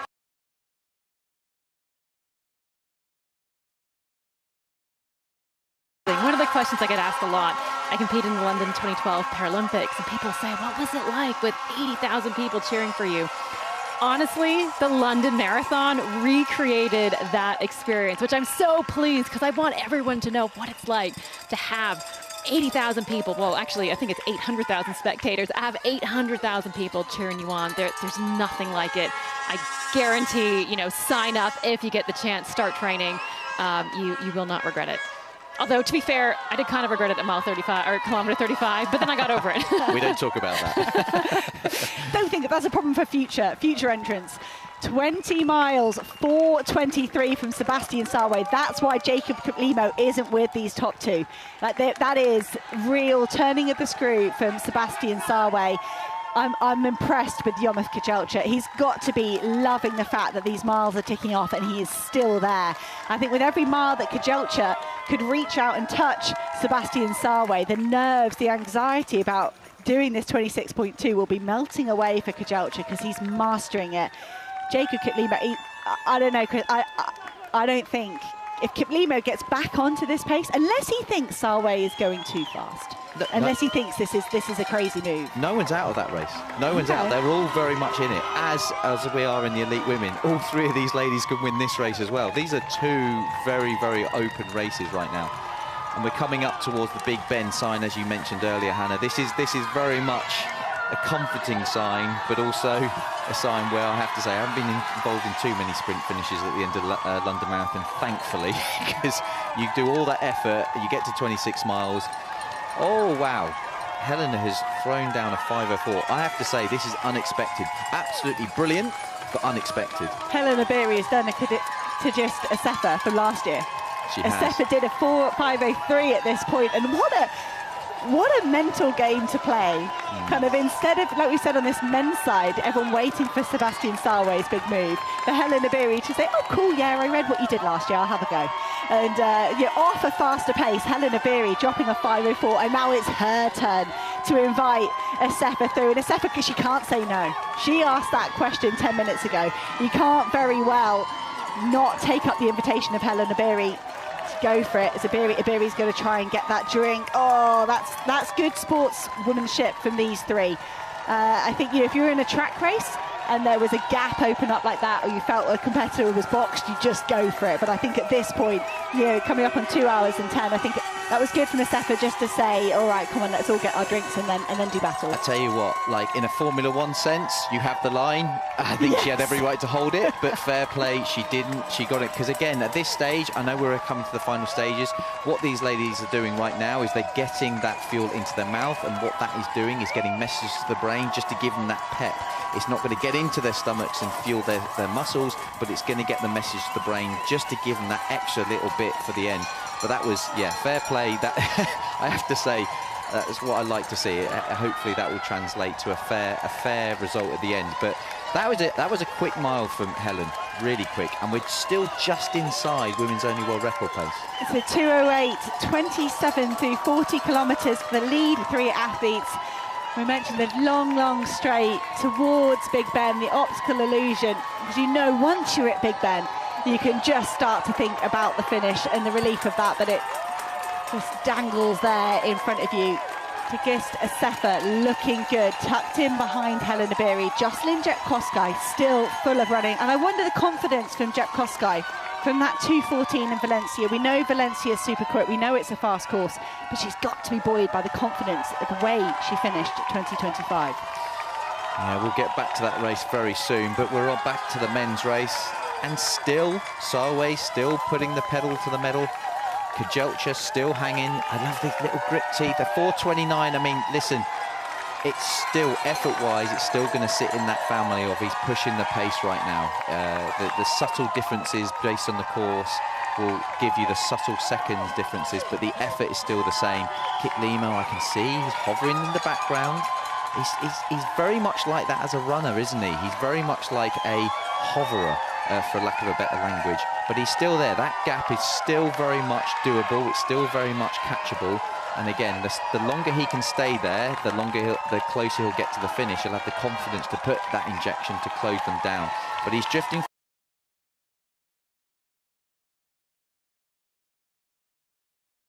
And let it go.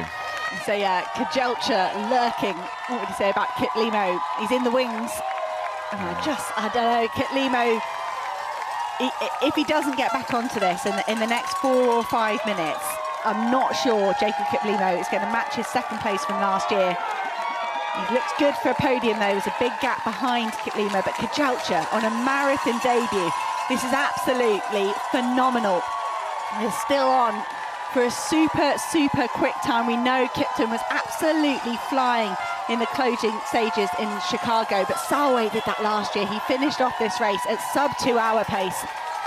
And Sarway pushing, and Kajelcha, if these splits are correct, if these projected times are correct, Kajelcha could be on for the fastest ever marathon debut. And that will be some achievement for Kajelcha on a course like this. The fastest debuts from Kipton, from Sarway have come in Valencia. That magical course where everyone obliterates their lifetime bests. We could be about to see history being created in that men's race and the women's race as we move across. They take a turn to the right at Big Ben. They're coming into the final mile now. This is going to get very interesting very quickly. This is, for me, was always a bit of a nuisance just to get down, to get onto the mile. But at the same time, the comfort to know that you are going to start seeing the signs that says 800 meters to go, 400 meters to go. But they need to concentrate. This is the part where you need to concentrate, because little things matter and your body is on the edge. You don't want to over-surge, over-move, a little sideways movement, because you don't want to start to create a little bit of cramp somewhere in the body. So they need to concentrate, because every decision they make between now and the finish matters. Helen's at the front, she's punching the air, she's rocking and rolling as we talk, but it's no different to how she looked at the start. That is just how she moves. Asefa, 5:48, so they have significantly slowed and they're building up to a bit of a finish. We need to see if the women's only course record is, world record is still on course, but the fact is the winner is still up for grabs. At 5:48, we know there's a bit of an incline as you come up sort of off the embankment towards this corner, towards Big Ben, but at 5:48 for me, a significant slowing. I wonder if it's just starting to get tactical. Abiri was asking Asefa to come through to pick up the pace. Asefa at this point last year was out on the streets all on her own. She's not today. We've got a 3-woman battle as they approach St James's Park. You're right, Chris. Mentally, physically, tactically, emotionally, these women have got to measure their effort perfectly. They do. And I'm looking at the faces right now. They are still inside women's only world record, the record that was set by Tigges last year. Helen's putting a little bit of a surge. You look at the faces, and Asefa, she looks calm, she looks relaxed, but don't let looks be deceiving. They're all very much in this. They're all very much battling to the end. And Helen's pumping her fist forward, getting that extra body movement forward from her upper body. It's very deceptive, very efficient, very powerful. And we're coming up to a right turn and another right turn, and they will see the finish. Are we going to see a 3-way battle? Could we see one of the smallest winning margins we've seen in London Marathon history? We've had some tremendous sprint finishes in major marathons, particularly on the men's side. When you think back to the World Championships, though, on the women's side, Tigges Asefa came out on the wrong side of that sprint finish. She came out on the wrong side of the sprint finish at the Olympic Games. Asefa was dominant last year. She's not going to dominate this year. What a treat to have 3 women side by side. Could we see a women's only world record? Surely the winner is going to be credited with that, but who is going to take the win? Don't put me on the spot like that. I'm looking at it and I can't pick it because this is deceptive. I think Jocelyn is looking a little bit like she's starting to peel off the back. Helen's looking at her watch at this point. They are subtly winding and winding and winding them up. They are slowly loosening that tap, letting more water come out. But this is going to be tight. And there is a small gap starting to appear from Tigges. This is a move. This is a genuine move. And she's started pumping her arms. Helen needs to react, and quickly. This race has been phenomenal from the elite women. 3 women locked in a battle until the very closing stages. Tigist Assefa has been patient. Her tactics have been brilliant. She was responsible for keeping that pace on at around about the halfway point of this race. Assefa, she used to hold the world record. She's been on the podium of so many big marathons. It was a win last year in 2025. She decimated the field in the closing stages. This year, Tigist Assefa had a tough task on her hands. Helena Beery, Jocelyn Jepkosgei pushed her all the way here on the streets of London. But in the end, it's going to be a second consecutive London Marathon victory for Tigist Assefa of Ethiopia, the 3rd fastest woman of all time. She's already the women's only world record holder, and she's going to lower that mark by 10 seconds. What a run from Tigist Assefa. Helena Beery, in her London Marathon debut, smashes her lifetime best, dips underneath 2:16. And Jocelyn Jepkosgei makes it 5 consecutive podium finishes at this race. Wow, the fist pump from Assefa. She knew she had a tough task today. And just a note to say, yes, she took 10 seconds off that women's only world record, but Paula Radcliffe's course record survives, impossibly survives another year. I think the racing got the better of these athletes as they went into the penultimate mile there. Look at the emotion from Assefa. There was that 5:03 from Helena Beery. She had a go at breaking everyone, and then they just slowed down. They looked at each other. A brilliant podium and a wonderful, calm, composed win from Assefa. Yeah, what a performance from all 3 ladies. They absolutely took to roads of London and gave it an absolute pelting. For so long they were operating at 2:12, 2:13 pace. And as you say, I think the competition just got in the way of an even faster and a course record time of Paula's, as you say, stands for another year. But that's the nature of the beast. You need competition to stay hot and the pace to stay hot. But she takes the tape for the 2nd year running, and I think that will mean the world to her, and she's really cementing herself, Tigges, as one of the greatest marathon runners we've seen in modern times. It was the dynamic we spoke about, Chris. The fact that we needed athletes to be aggressive with the pace in the final 3 or 4 miles. And did you want to come second underneath the 15:25 like that? What you wouldn't care. You wouldn't care. It was one of those races that the win was the most important thing. And I think that was just really polarised for these 3 athletes. Really focused in on that for the last 3 miles. But a great run from Tigist Assefa to take the win. And we're just focusing in on 4th place here. Did have Amanangole running well, but I think the Kenyan has faltered slightly in the closing few miles. Dagitu Azemiro is the next athlete up on our screens. She's gonna, I think she is the athlete in 4th place as she comes through with 385 yards to go past Buckingham Palace. You Google London, when you put it in and you see all the landmarks come up, it must be surreal to then come and race the London Marathon as an elite athlete. They clear the streets of the nation's capital, they line it, whack all the spectators on the side, and you get to see those iconic marks, the London Eye, Big Ben, Buckingham Palace. Azemiro has run really well, a really good, calm race. A lifetime best of 2:17 back in 2021, coming 2nd at this event. And she didn't really run another marathon for another 3 years after that. Azemiro looked poised to have a fantastic career in marathoning, and it's just had to take a bit of a hit in the last few years. But this 4th place here in London Marathon, a great kind of return to form, if you like, for Azemiro. Said she was inspired by the accomplishments of the likes of Tirunes Dibaba and Meseret Tafar, brilliant Ethiopian athletes to look up to. Azemiro is going to be back underneath 2:20. 4th place finish here in the elite women.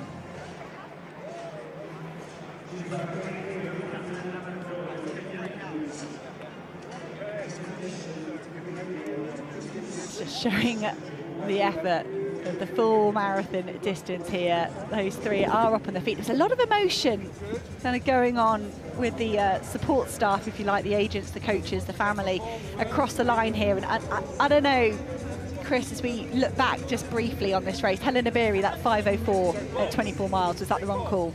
Was it too much, too early? Listen, I think I'm sure the team will look back and see how they may have been able to do things differently. But at the moment, you just got to enjoy the fact you're on the podium. It was always a good sign if I finished in time to see those photos at the end. If I took too long, I didn't get to see the elites having their photo. We move across to the men's. Now, this is seriously into world record territory. We need to get the 40k split, but at 35k, they were right on the nose of Kipton's world record here. This is, and they have not let up. Kajelcha's still there. Kip Limo, as you can see in the background, I think he's relenting, but he's got every excuse to relent, because this is genuinely, we might be seeing history in the making. I might be eating all my words that I said earlier on. I did not think the world record was under threat, but they were 60-30 or 60-29 to be precise at halfway, and they needed an incredible second half, close to sub 60 for the second half. And this is possible. Sarway is keeping his foot down, Kajelcha is staying there, and they are both looking like they could go, if we get the right split in the next few moments, we could be seeing history. So we had the rise, we're just looking back into the background here at one of the tunnels, and you do have a rise out of that. That slows the athletes ever so slightly as we have a look at Amanangole of Kenya coming through for 5th place.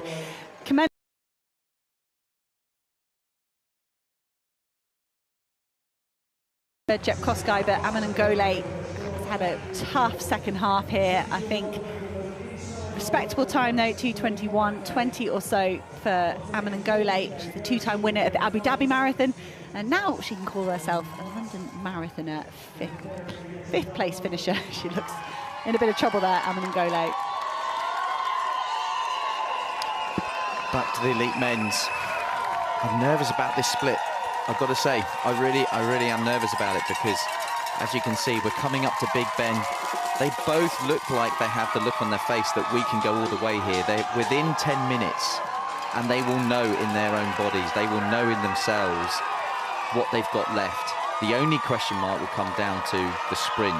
When I do inject the pace, do I have the ability, and how long I have the ability to go way above my red line? But both right now have got the energy to get to the end, and I think we are seeing the first two as it stands. I think Kip Lomo is not going to see one of these two blowing up and coming back to him. I think we are seeing the first two away and gone.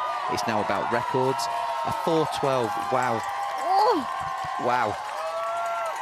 This race, London Marathon, we know it's one of the most prestigious road races in the world. People say stuff, you know, it's harder to win the London Marathon than win the Olympics, or it's as hard.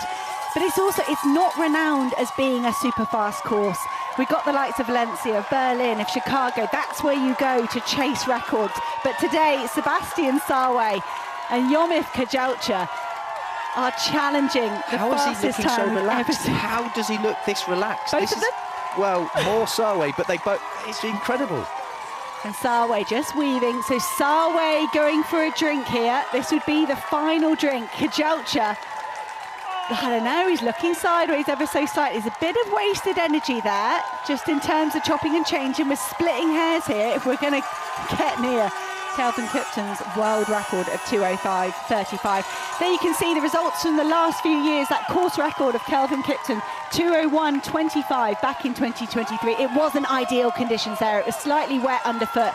I think everyone thought the likes of Sebastian Sarway and Jacob Kiplimo could challenge that 2:01:25, but Sarway has pushed this race into the uncharted territory. And we've got to be honest here with Sarway. He's the one doing the work. He's the one pushing this pace. Yeah, I'm desperate. Oh my word. They are absolutely flying.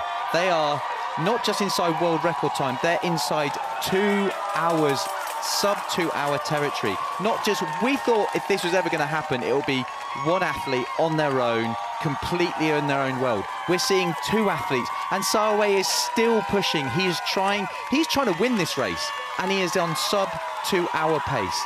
And Kajelcha is not letting up. I literally cannot believe what I'm seeing right now, Hannah. These are two athletes. This is a debutant in Kajelcha. He's come from the track. He is an ex-world record holder over half marathon.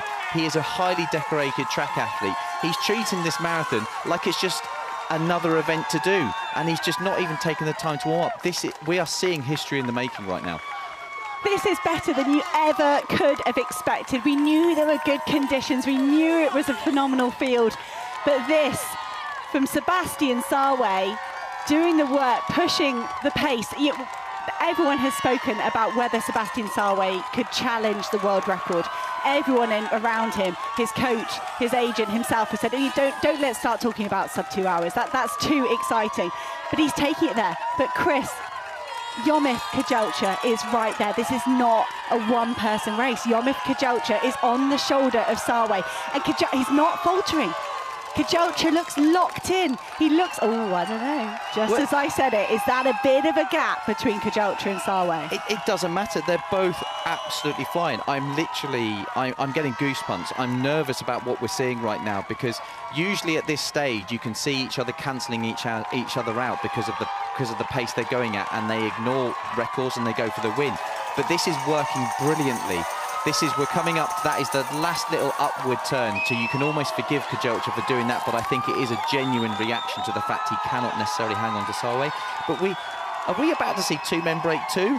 This is just incredible, and don't be fooled by the 4:33. That is a slightly uphill, and if you take the average across those 2 miles, it gives a better reflection. But you are seriously, Sawe is about to run himself into potentially huge history books and rewrite marathoning for the future to come. You are watching the best marathon race we've ever seen in the world. Sebastian Sawe operating at under 2 hour pace. Yomif Kajelcha on his debut, just in the final few stages, having to give way to Sawe. We talk about this elastic between athletes. You can just stretch that elastic band and at some point it snaps. I think it's about to snap for Yomif Kajelcha, but you can excuse the Ethiopian for not being able to live with Sebastian Sawe. We have never had two men in the same race go sub 2:02. And we are going to have two men potentially sub 2:01 in this race, maybe even quicker. They're working incredibly hard. We're into the closing stages here in London Marathon, well into the last mile, and Sebastian Sawe, the defending champion in only his 4th marathon ever, could challenge the world record of Kelvin Kipton. 2 hours and 35 is the target for Sawe. I think the world records are given here. The question is 2 hours. I'm desperately looking for the side of the road for the 800 metres to go, because if we can see that any time now, we are definitely on for this, because 2.5 minutes is only 5-minute pace. I say only like it's just a walk in the park, but these guys are operating, and he is full on going for this. At the 40k marker, he was inside. He had a good 7-second margin. This is going to be really, really tight. This is no longer about the world record. This is about sub 2. This is, in a race situation, the thing we've been talking about. Can it happen? Could London be the event that we see? And I'm desperately looking. I cannot see the 800 metres to go marker. Maybe we'll see the 400 to go marker to give us a sign. But he's away. He's gone. It's Herm. 600. This is on. This is absolutely on, Hannah. Oh my word, Sebastian Sawe has got 2 minutes to cover 600 metres. He is going to go underneath 2 hours. Remember all the effort, all the science, all the calculations that went into Eliud Kipchoge and those sub-2 challenges, the Breaking 2 project. They poured everything into that. Pacemakers, science, nutrition. It wasn't a legal race. They had to do things with pacemakers that you're not allowed to do. But Sawe here in a real race, a world marathon major. He had pacemakers till around about halfway. But this from Sebastian Sawe is absolutely brilliant. There was talk of the course record 2:01.25 by Kelvin Kipton back in 2023. That has been decimated. The world record of Kelvin Kipton, 2 hours 35 seconds. Everyone looked to Kipton to see, could he do a legal sub 2? Unfortunately, the Kenyan athlete, his tragic death in 2023 left us wondering, was anyone going to ever break 2 hours in a true run race? And today, Sebastian Sawe has taken London Marathon by the scruff of the neck, and he has sprinted away from a world-class field It's Sarway versus the clock. He's going to do it. We are going to see a legal sub-2-hour marathon to Sebastian Sarway. It's the world record by nearly a minute. Wow. And just behind him, Yomif Kajalcha. Could we possibly see him under 2 hours? It's going to be mighty close. It is sub-2 hours for Yomif Kajalcha.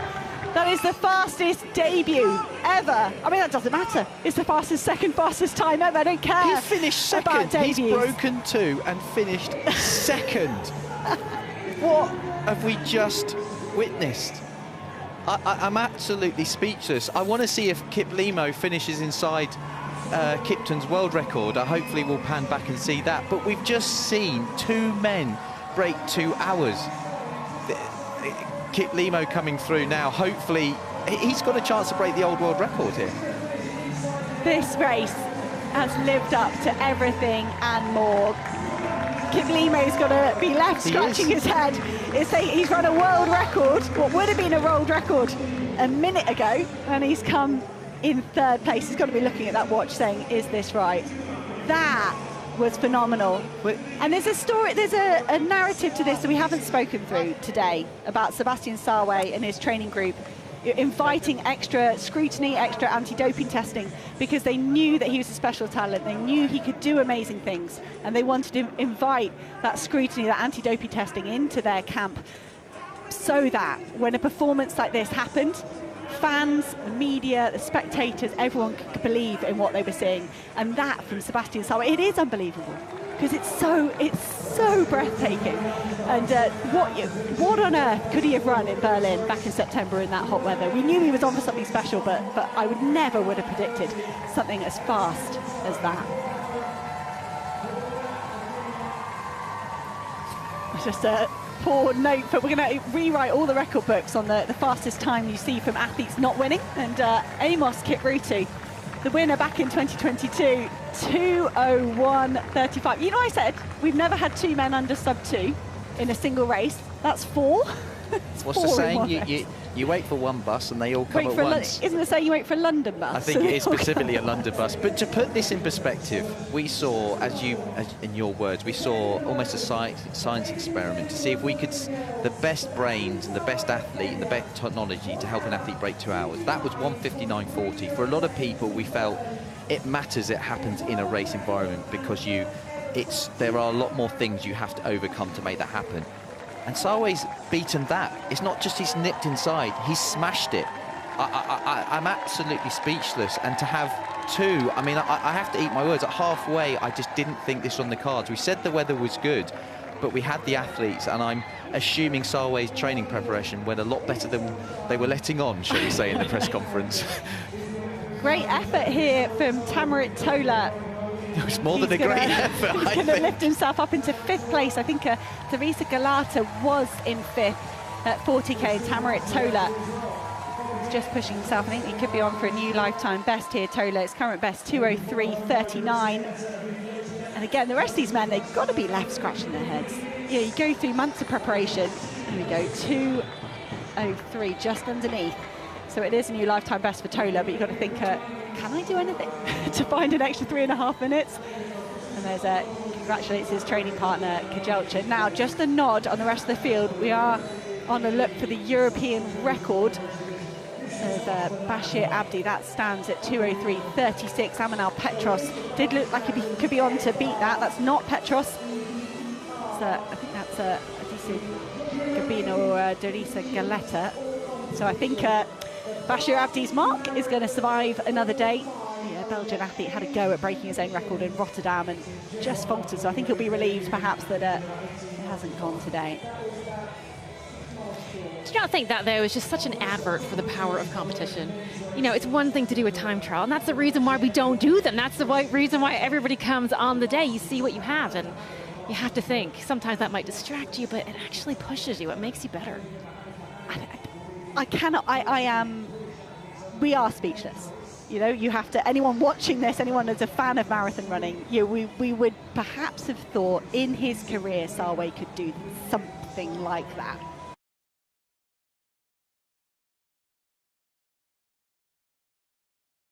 it is just astounding. And I don't know, is it more shocking that Cajalcha went sub-2 on a debut? Like, that's just, they are some phenomenal results.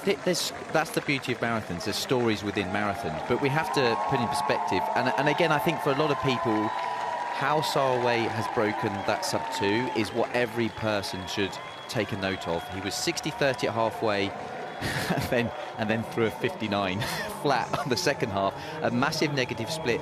But that's marathon running. I think for a lot of times when people have chased records, they've tried to do it in an even split way, and I think that proves the power of just being slightly underneath gives you the power to go incredibly quick in the second half. And I think that second half got almost perceivably quicker and quicker each mile as he went. We're just following Disu Gobena, I think, into the finish line here. And we're still on our look here for the first British man across the line. The first British woman over the line was Ailish McColgan at 2:24.51. So we'll just keep an eye and see if we can call in the top Brits. But you mentioned there, Chris, the pacing from Sebastian Sarway. So it was 60-30 through the first half, 59.01 for his second half marathon. Here we go. Here's the battle on for the top Brits, Mohammed and Patrick Diva. Mohammed looks over his shoulder. He is a 2:07 man. He came fourth in this race a few years ago, back in 2024. He is an Olympian over this distance. And is that Lynch of Ireland ahead of Mohammed? So Peter Lynch could be winning the battle of this group. Mohammed could be on his way to a British title in London Marathon. That's an Irish record for Lynch. Brilliant. It's taken nearly 2 minutes off the Irish mark. A tired Mohammed with a new lifetime best, 2:06.14. Diva, a huge lifetime best for him as well in his second marathon, 2:06.18, rewriting the British all-time marks. They'll share a bit of a handshake there. So Yi was second all-time, 2:06.38 coming into this race. And they've just gone faster than that. Jack Rowe having an absolute stormer here. He's tired. He's very, very tired, but Jack Rowe is still on for a lifetime best. So just a note on the athletes we saw across the line. Peter Lynch of Ireland, the former national record holder, has lowered the mark. Fergal Curtin went 2:07.54 in Korea. And now, thanks to Peter Lynch, that national record is back in his hands at 2:06.08. Mohammed, second fastest Brit of all time, 2:06.14. Diva goes third fastest of all time. So Mo Farah's British record survives another race. But the number of men we're going to have underneath 2:10 today is poor. Jack Rowe, just his second marathon ever, 2:12 on his debut in Valencia. A great run at the New York half the other day. And this is it. I mean, this is a brilliant run, but he's hugging the railing. Yeah. That's what happens. I know where he's at, but it's a great run. Massive PB. He went with the faster pace. I wasn't certain if he was going to. Fantastic lad. He's an Aldershot Farnham District runner. Got a great stable. Part of the Patrick Diva training group. 2:07. Huge run from him, and I'm sure he'll go away and see about moving that forward. But fantastic from Jack Rowe. But what a day here in this men's race. Of course, Tigista Sefa with that women's only world record, taking the win in the women's race. But their penultimate mile kind of put paid to massive kind of record breaking all the way down the field. It was a lonely race for a lot of the women. But this men's side, we saw that British men's pack a few moments ago, all working really, really well together. And the likes of Lynch winning that race, if you like, that pack in 6:08. Mohammed winning the British title. And Mohammed, Diva, Wayne Gabriselesi, all under 2:07. Jack Rowe, 2:07.47. And there is Amanal Petros. Had a go at the European record and was come unstuck here in the second half. He was on 2:02.5 pace, so lost 5 minutes. It'd be painful for Petros. And Sessman, 2:2:07s last year, and he's been just bumped down the UK all-time list significantly in this race. That's a real shame for Sessman. I think this race, in terms of course, the overall result, the phenomenal run from Sebastian Sarway, but the depth there for the British men as well. That would be the day Sessman would have loved to have been a bit higher up. I'm just thinking, I'm wondering how they're going to feel when they see what the winning time was. They've just been all part of history. we're seeing that is not the look of a man that looks like he has not got more in the tank. That was an incredibly well executed run, and I've got to hand it to him. Sarway, when Kajelcha went with him, you could have seen him maybe set back, and it's already, he's got the wording on the shoe. Has it been rounded up? Because I'm sure it said 1:59.29, but on the road, unfortunately, it always does get rounded up. But I think he's just sent shockwaves through the marathon world, and I think we're going to see a lot of athletes, coaches, going back and having a look at how do we deal with this, and how do we try and beat this athlete in Sarway now. Having a look back at Alfie Manthorpe, one of the British athletes debuting here in London, and we didn't get much of a chance today to talk about the work that London Marathon do for endurance running in Britain. They support from grassroots through to elites, and they really support their athletes. We saw a wonderful pace group around Eilish McColgan, who ended up being the top British finisher.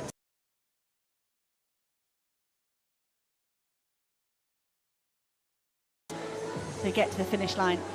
This is 12-day. Menges, another Brit, coming across. And I really enjoyed looking at the start list of these British men, and then watching, I'm sure the likes of Menges, the likes of Sessman and Manthorpe, they'll be left scratching their heads, knowing that the top Brit was 6:14 with Mohammed 2:06.14. They would love to have been closer to that.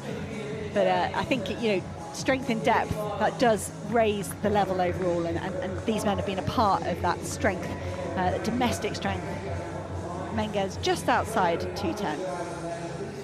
Yeah, it's a real testament when you see depth in any nation when it comes to athletics, especially in any sport. You have those kind of athletes that lead the way, that help inspire athletes to get in the sport, but having that support from London Marathon and throughout the world, helping to create that depth, because when you have that depth, you can really start to help pull the athletes at the front to greater things. And as Alfie Manthorpe comes to the end here, running through, I'm sure he will be excited to get his first marathon under the belt, and whatever happens in a debut, you can go away. That's a very, very 2:11.30 debut. I don't know if he'll be happy with that. He should be, but I'm sure however he looks at it with his coach, he'll go away and think, what more to come? That looks like the backwards cap of Jake Smith going around the corner towards the finish. Yes, Jake Smith. I did speak to him. It's good to see him back going over the marathon, and he's been through some challenges himself, but he said to me in the hotel he had his sights set on the European standard of 29:30, so I'm sure he'll be a little bit disappointed he's not quite able to get that over the line today. But him and his coach Gav Smith, they have a really good relationship and a really good way of doing things, so he'll be back, I'm sure, and he will continue his progress to the top.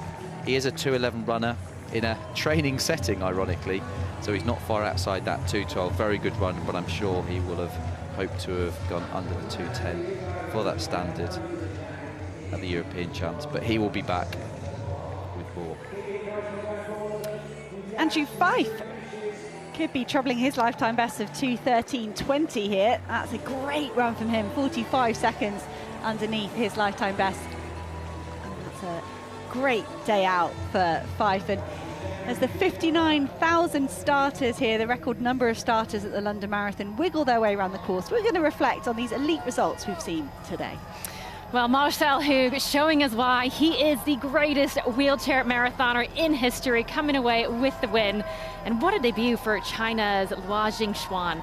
He tried his best to hang with Hug, ultimately got dropped, but that experience just building. 23-year-old, definitely one to watch, and David Weir.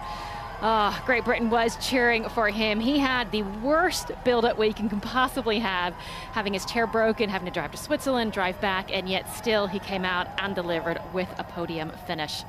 See a very strong contingent of Japanese athletes there. Suzuki, Watanabe, Kishizawa, again another nation that loves wheelchair racing, and Jetse Platz. We thought maybe he didn't start, it's fine, we just lost his ship, coming in 5th position. Now, we had a very different race from the women. What a treat to see Catherine de Brenner and Tatiana McFadden going head-to-head right to the very end. We knew it was going to be a burnout. We knew we had two fantastic sprinters, both coming away with a silver medal in the 100 meters from the Paralympics. But ultimately, it was de Brenner who came out on top. She had a note on her chair with her race plan where she was going to attack and executed that to perfection. And Manuela Schär coming through for third. Another legend in this sport. This was a stacked field, and she was able to hang on for that third position. It was a wonderful race on the elite women's side. Tigist Assefa defending the title she won here on the streets of London and lowering her own women's only world record to 2 hours 15:41. A huge personal best for Helen Obiri in her first pace-made marathon. She really had a go at taking the title today, but the Boston and New York champion had to settle for second on the streets of London. Jocelyn Jepkosgei made it 5 consecutive podium finishes at this event. The Kenyan finished in 2 hours 15:55. Ailish McColgan, the best of the British athletes, 2 hours 24:51, and a national record for Uruguay and Julia Patanine in 8th place, 2:25:47. The surprise bronze medalist from the World Championships, showing that she can run the fast times to go with those championship accolades. Strong finishes from some of the other athletes. But the men's final, the elite men's results, Sebastian Sawe, the fastest time we've ever seen, 1 hour 59 and 30 seconds. That is one of the most impressive things that has ever happened in our sport. Yomif Kajalcha debuting in second place, 1 hour 59:41, and Jacob Kiplimo underneath the old world record, breaking his own Ugandan national record and only coming third in 2 hours and 28 seconds. Good lifetime best from Amos Kiprutu as well. A national record for Peter Lynch and Ireland in 9th at 2:06:08. And Mohammed wins the British title, puts himself second all time on the British lists with 2:06:14. Wow.